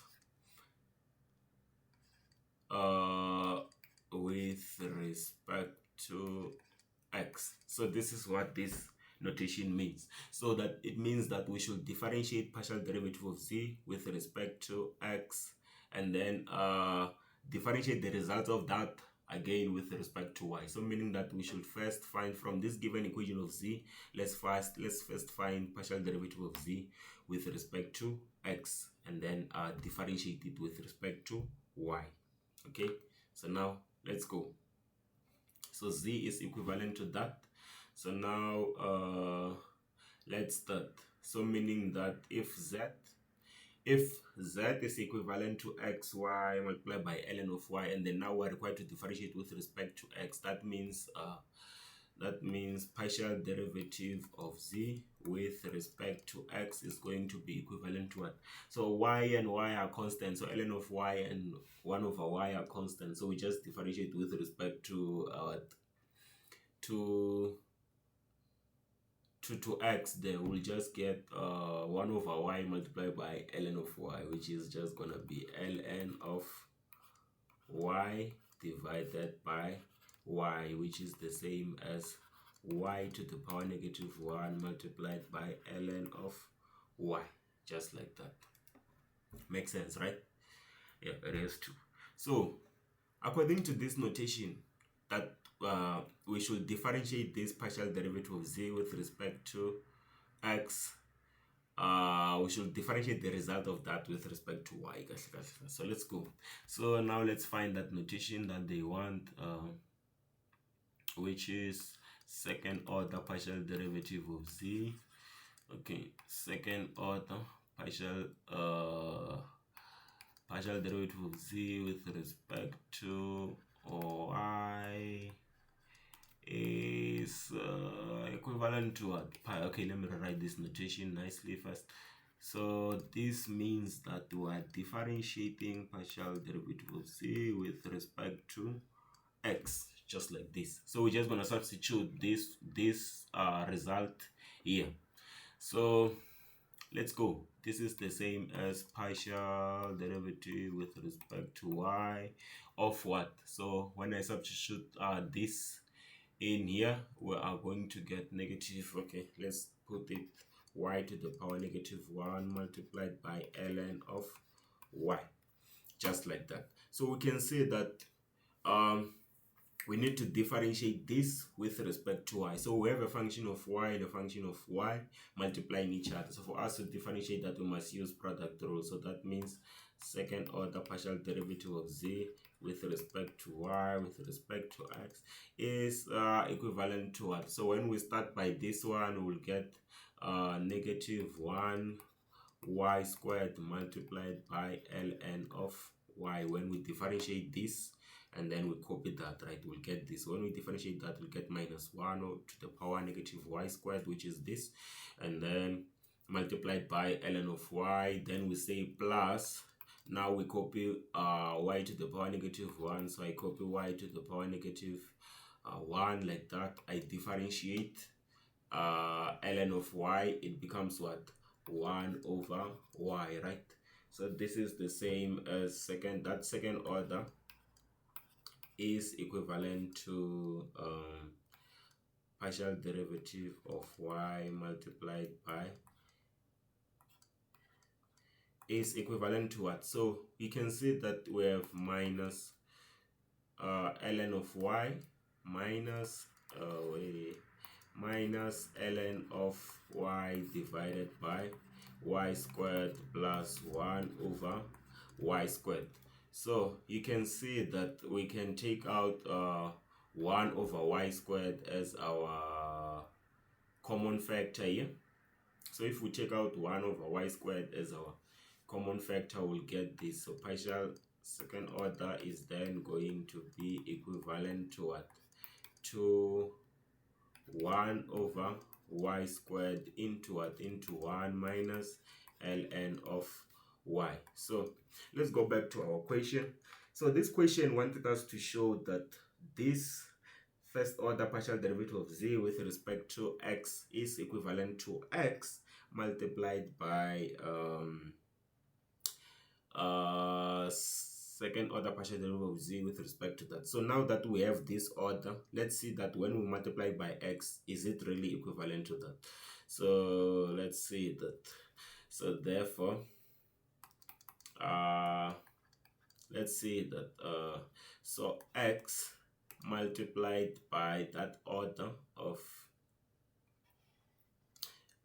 second order partial derivative of z with respect to y with respect to x is equivalent to x multiplied by, okay, so then we just substitute that, right? 1 over y squared multiplied by 1 minus ln of y. So you can see that this is the same as x over y squared into 1 minus ln of y. So we are done. So you can see that x multiplied by that second order is equivalent to x over y squared, which is equivalent to first order partial derivative of z with respect to y. So we have shown that. So therefore you can conclude. Therefore you can conclude that partial derivative of z with respect to y is equivalent to x multiplied by second order partial derivative of z with respect to y with respect to x, just like that. So you have shown this. So yeah, that was it for that question. It was not that bad, right? It was not that bad. So now they want us to find another thing, yeah. So let's see, let's go. Do we have another question? Yes, we do have another question.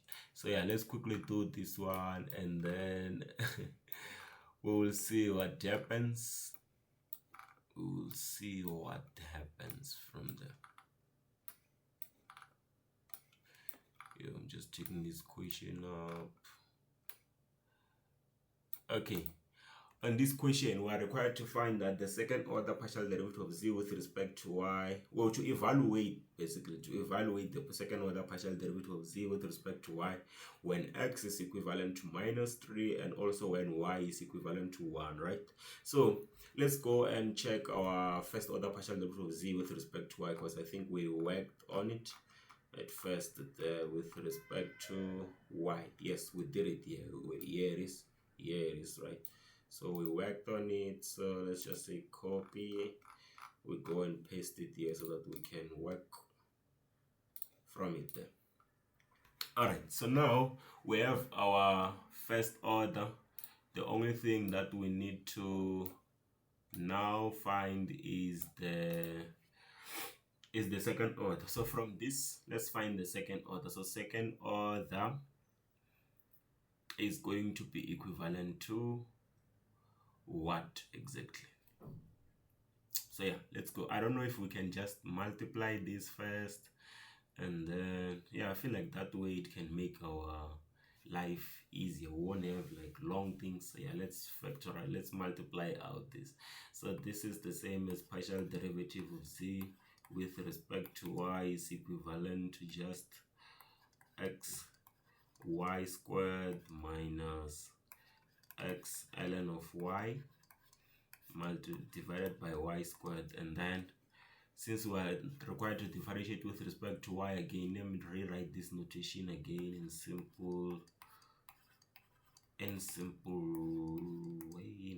way. So this is going to be y to the power -2 minus x y to the power of -2 ln of y. So I just wanted to rewrite it in this notation so that we can see our two product rules if there are two. Yo. Okay, yeah. Let's go now. Let's now go. But then it was going to be simple in that way. It's the same thing. Let's just work on with this way. It's the same thing. Seems like I've made my life tougher. Okay, so our second order partial derivative of z with respect to y is equivalent to what? To, remember, x is a constant, so we're trying to differentiate this with respect to y again. So let me write it in this notation as well so that you can see what is going on. So let's just substitute there. We must get something like x y to the power of -2 minus x y to the power of -2 multiplied by ln of y, just like that. So we're going to find the second order. So this second order is then equivalent to what? So x is a constant. We're differentiating with respect to y. We'll just get -2 x divided by y cubed. When we differentiate this, because we'll take the 2 down there and then we subtract 1, we get -3. We write in positive exponent, we get that. And then what? Minus let's just say minus x, which is a constant, and then I differentiate the two using product rule because it's a function of y and a function of y. So when I do that, I first differentiate y to the power of -2. I will get -2 over y cube.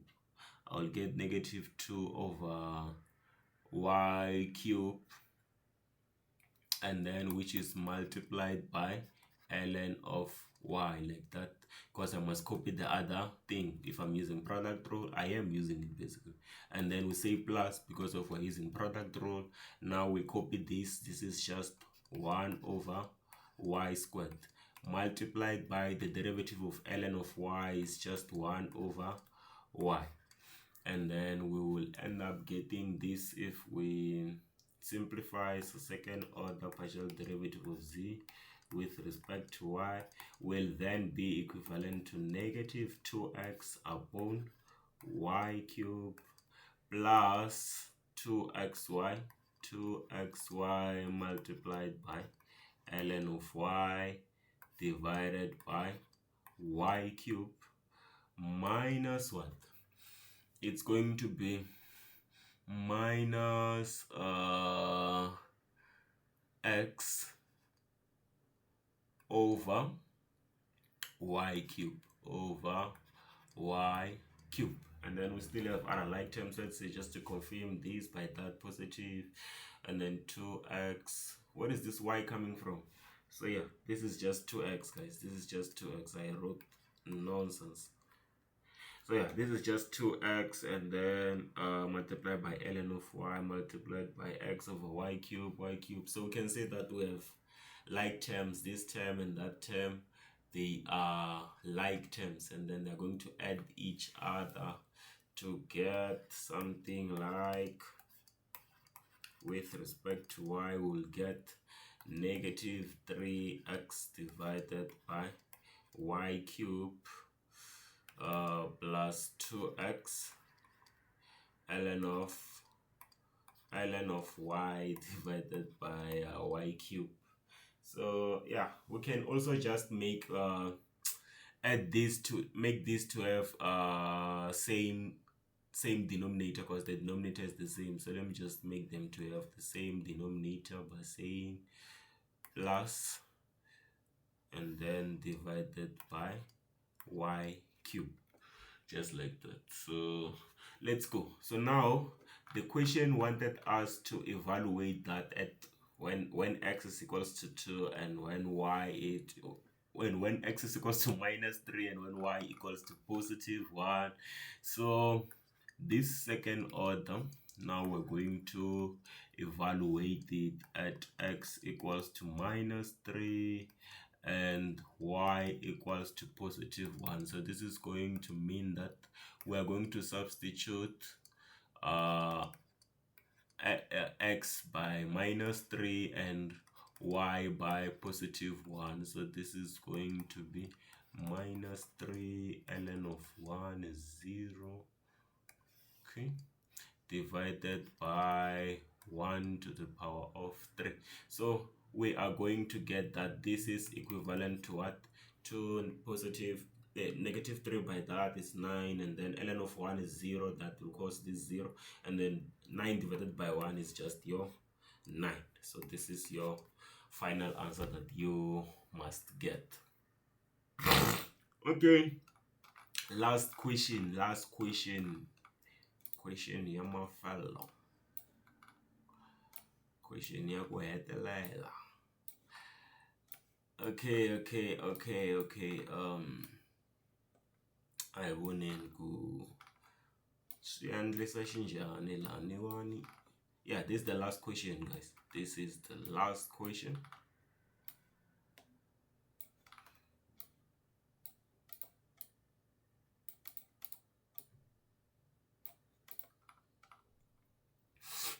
So they say that the kinetic energy of a body with mass m and velocity v is given by that k is equivalent to 1 over 2 mv squared. We should then show that partial derivative of k with respect to m multiplied by the second order partial derivative of k with respect to v is equivalent to k. So meaning that we should just find this notation and that notation and see if it will be really equivalent to k. So let's start with that one of respect to m. So partial derivative of k with respect to m is equivalent to what? So when we differentiate this equation of k with respect to m, so that means v it's a constant, and 1 over 2 is definitely of a constant as well. So that means we will just get v squared over 2, right? We will just get v squared over 2. So now let's find the one with respect to v. Okay, so let's go. So this is what we have first, and we are going to substitute it there. So now let's find, so partial derivative of k with respect to v is equivalent to what? So if k is equivalent to that, and then we differentiate with respect to v, we will get 2 over 2 multiplied by mv. So this is just going to be mv. This is just going to be mv. And then we differentiate again with respect to, so we'll then find the second order partial derivative of k with respect to v is equivalent to partial derivative of so I'm just writing the notation nicely so that we can see what is happening. So when we substitute there, we get that mv, I substituted there, and then our second order partial derivative